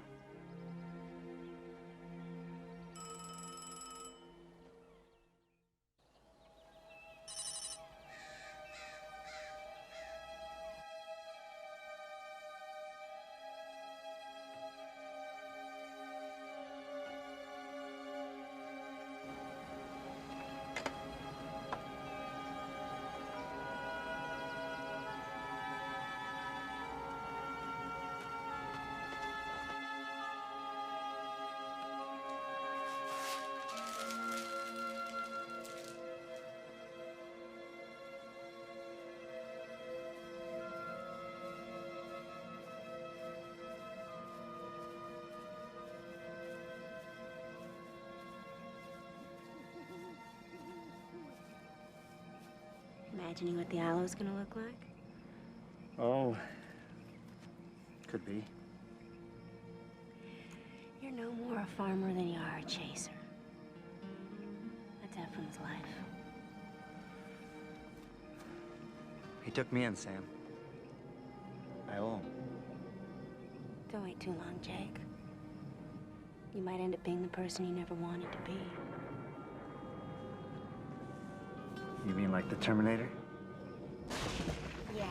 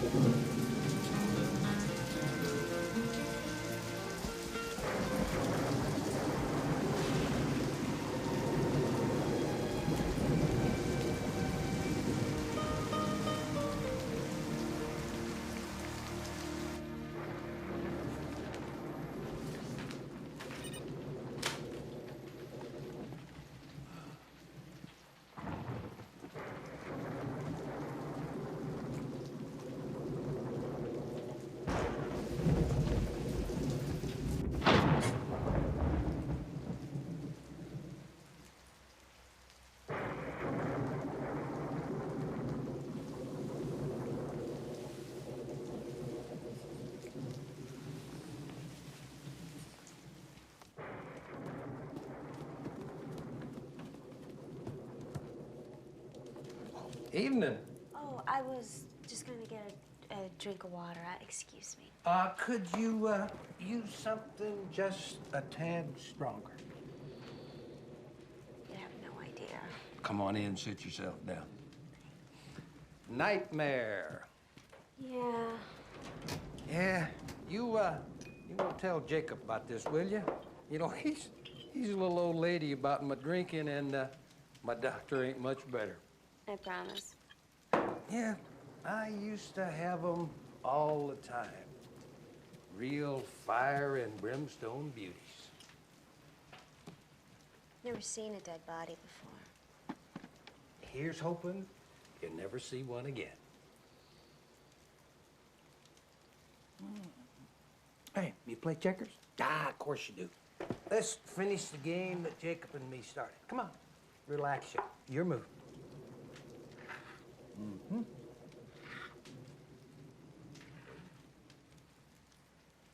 Do you think Patty's going to work?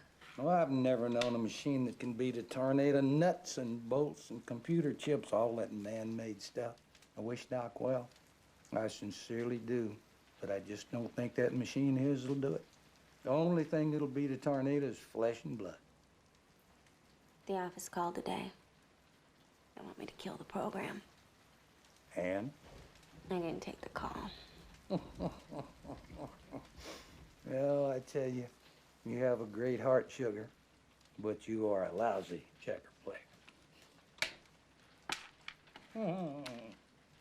You know, Doc thinks one of the weather pieces is missing, but they're always all there, just hiding in plain view.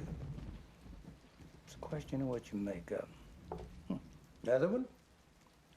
No, thank you. I think I'm ready to go back to sleep. No, not so fast, Slick.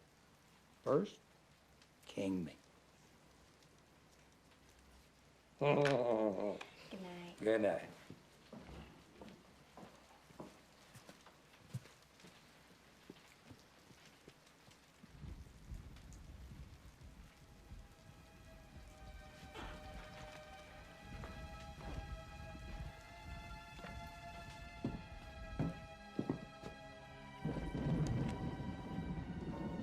King me, you rotten son of a bitch. This time, I'm gonna be ready for you.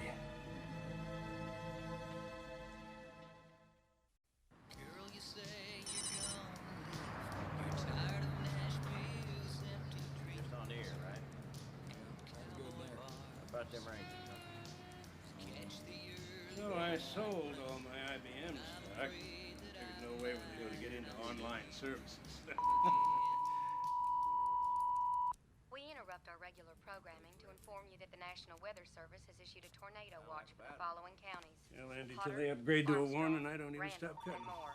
Residents in these areas are urged to take Hello? proper precautions. Yeah, Margie, what do we have? now return you to our regular When? programming.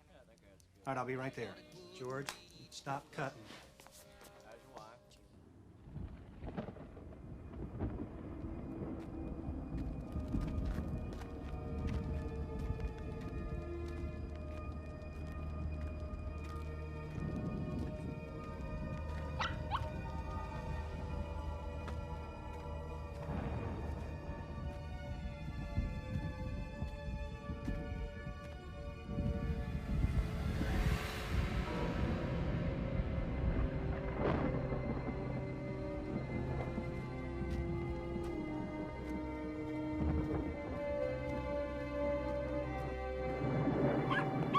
We got big trouble, Jakey.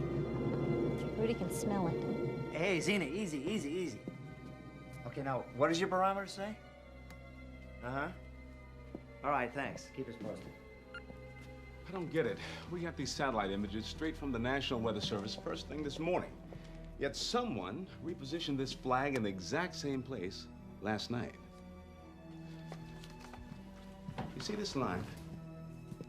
This is the second wave of a jet stream which has been building steadily, almost like a phantom, cascading, getting stronger. All of which means we could have a tornado. All of which means that last tornado was just the first taste of this whole massive weather system. What I want to know is which one of you fortune tellers flagged the stream? I did. And it's gonna be a killer. The likes of which we ain't seen in many a day. Ain't that right, Doc? On a scale of 1 to 10, if the last one was a 5, this would be... 15. Look, if we can't get a commitment from SPC, we box it ourselves.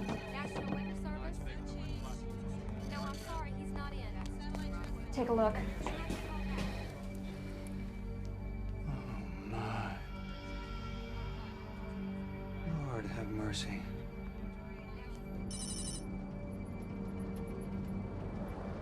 I don't see why we gotta go all the way to Amarillo. Text Fulton. There's no damn way that I'm gonna get my wedding ring at the Byron Jewelry Barn. Well, what about that mall over there in Dalhart? Don't they got a 5 and dime over there? Oh. I'm warning you, boy.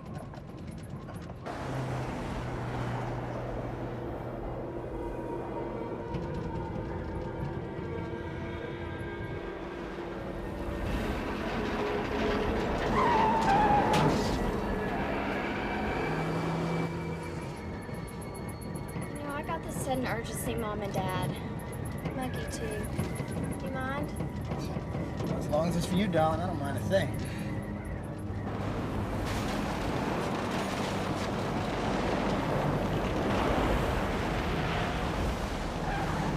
Listen, Richie, I know you and I haven't exactly been compadres over the years, but you gotta come through on this one.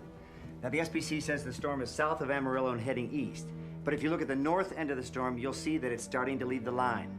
Well, these storms aren't going to pass anywhere near Byron. They're going to blow south of Amarillo in my viewing area. When did you become such an expert? Richie, look, I need you to upgrade at least to a warning. Look, don't tell me my business. Now, SPC has only red-boxed it from Amarillo to Midland. Now, until I get something more from Weather Service, I can't upgrade to Priority 1 on my own. I'm telling you, the storm is heading north. Well, that's not good enough. Now, I'm not going to put my career on the line because you got some feeling. Wouldn't I look the fool if I cut in with a false warning? Jake, I've got text from the road. Put him on speaker. Now, don't disappear on me now, Richie. Jake! Jake, you there? Come here, Jake, can you read me? Yeah, text, I got you. What's going on? Yeah, Maddie and I are just north of Amarillo. On 87, there's a storm out here. It's a pretty big one. You got any reports on it? Text, you're breaking up. Yeah, it came up all of a sudden. It looks like this could be worse than the last one. Text. You hear that, Mr. Weatherman? Tex always lands on his feet. Yeah, well, if one person gets injured because of your incompetence, I'm gonna land on you like a ton of bricks.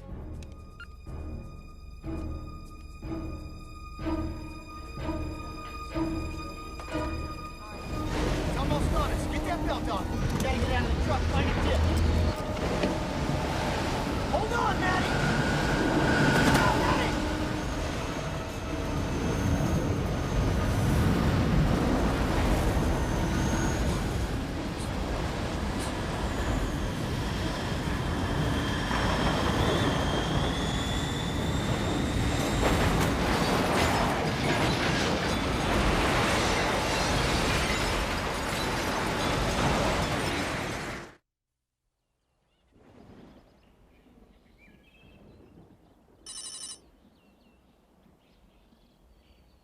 An enormous mesocyclone is already developed.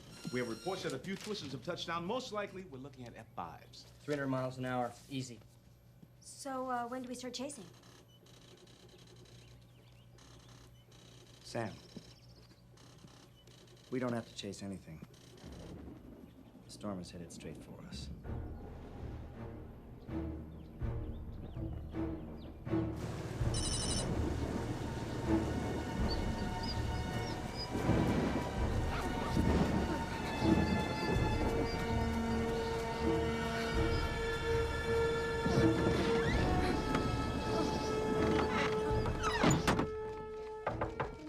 I need to talk to you about something.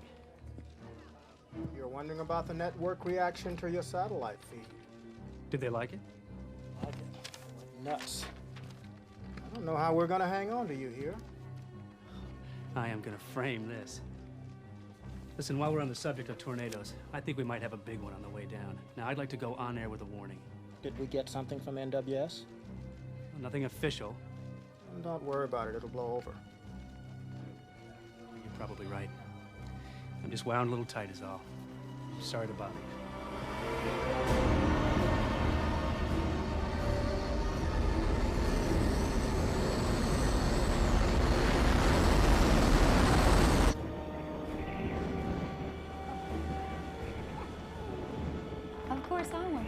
Swan Deck, but Maddie thinks he's too boring, so she's talking to that Reverend Madden fellow over in Dalhart.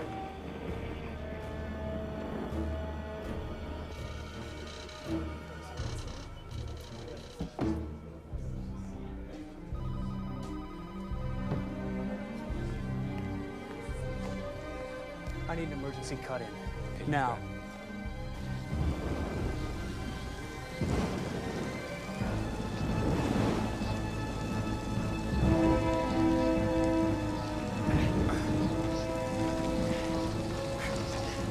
Let's place it right here. Okay.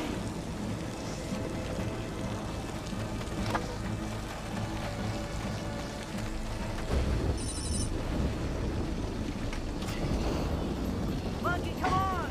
Hurry! Give her the bulletin on the TV and Twister's coming!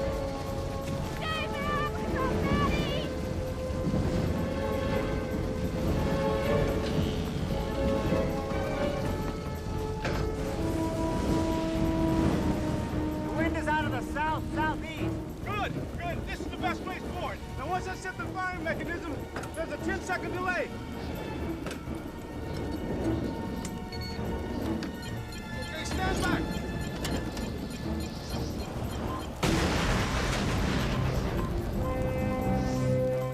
No, one of the pins in fire.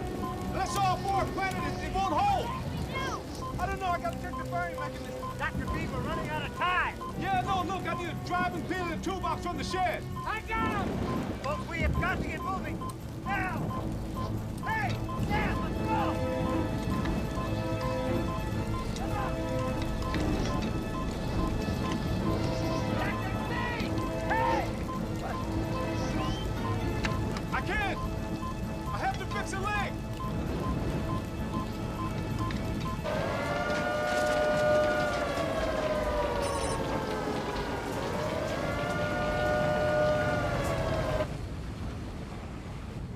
An octopus? No, it's a bat, see? If it was a bat, it should be upside down. Wait, I'll stand on my head.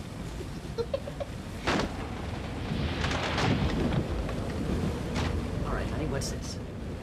I don't know. Well, come on, try. David, I don't know.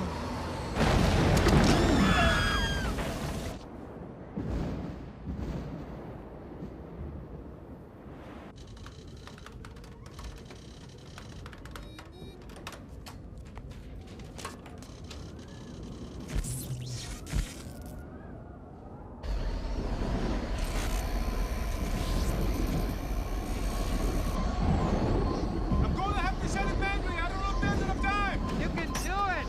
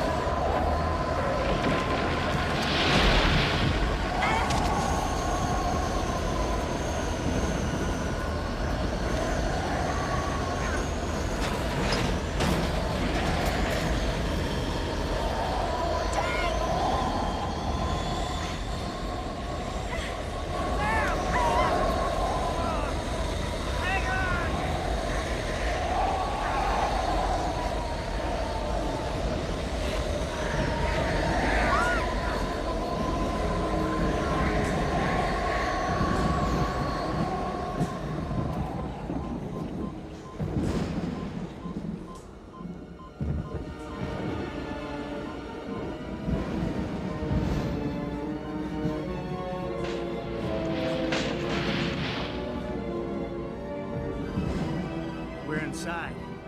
We're inside it?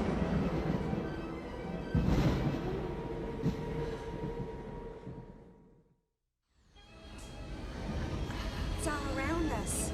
Oh my God. You okay? I'm all right, I'm fine. We gotta get to that storm shelter now. Before the other side reaches us. Come on. Hurry, Jake! We don't have much time!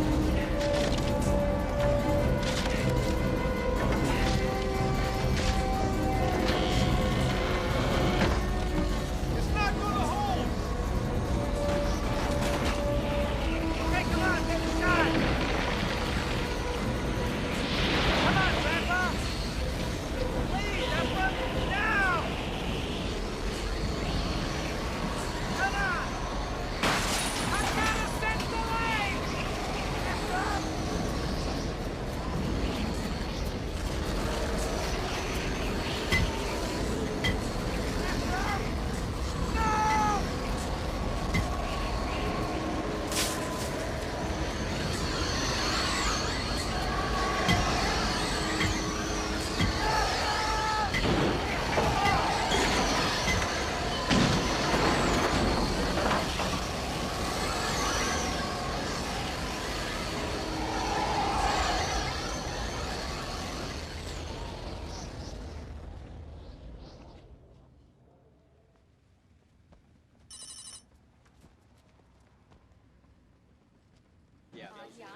Okay, everybody, let's get the postmortems.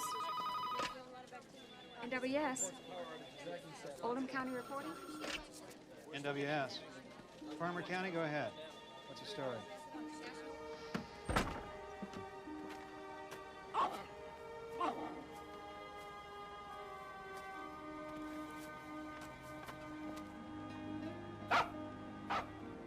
What do you think, boy? Maybe we'll start a franchise.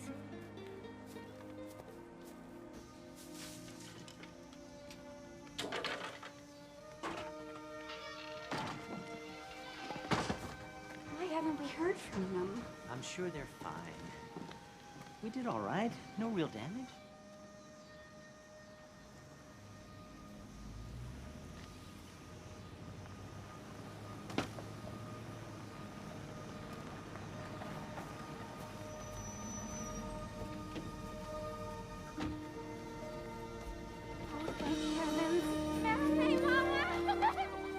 I tell you, Tex will do anything to avoid getting married.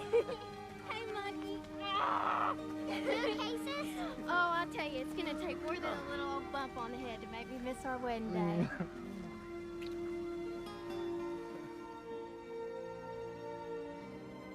And I will dwell in the house of the Lord forever. Amen.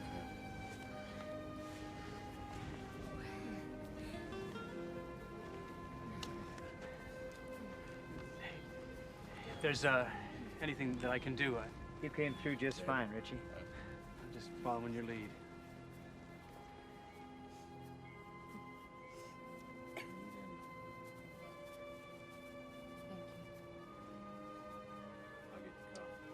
I think he went the way he wanted to. Or maybe the only way he could. I'll bet he looked right into the dead soul of that monster and ripped out his devil heart for good.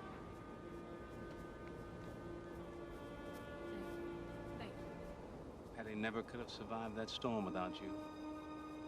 The measurement she took that night will allow us to save many lives. That is your legacy.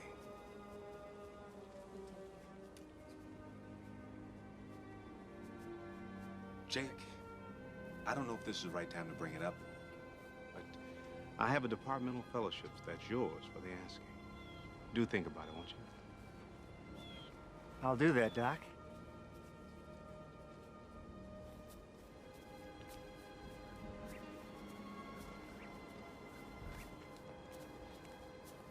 That'll be the day when Jake Thorne goes back to school. Once a chaser, always a chaser. Once a Terminator, always a Terminator. I can't see going back to it. Truth is, right now, I can't see past Tex and Maddie's wedding. You know I'll need a date. How would you feel about being chased for a change? I could get to like that just fine.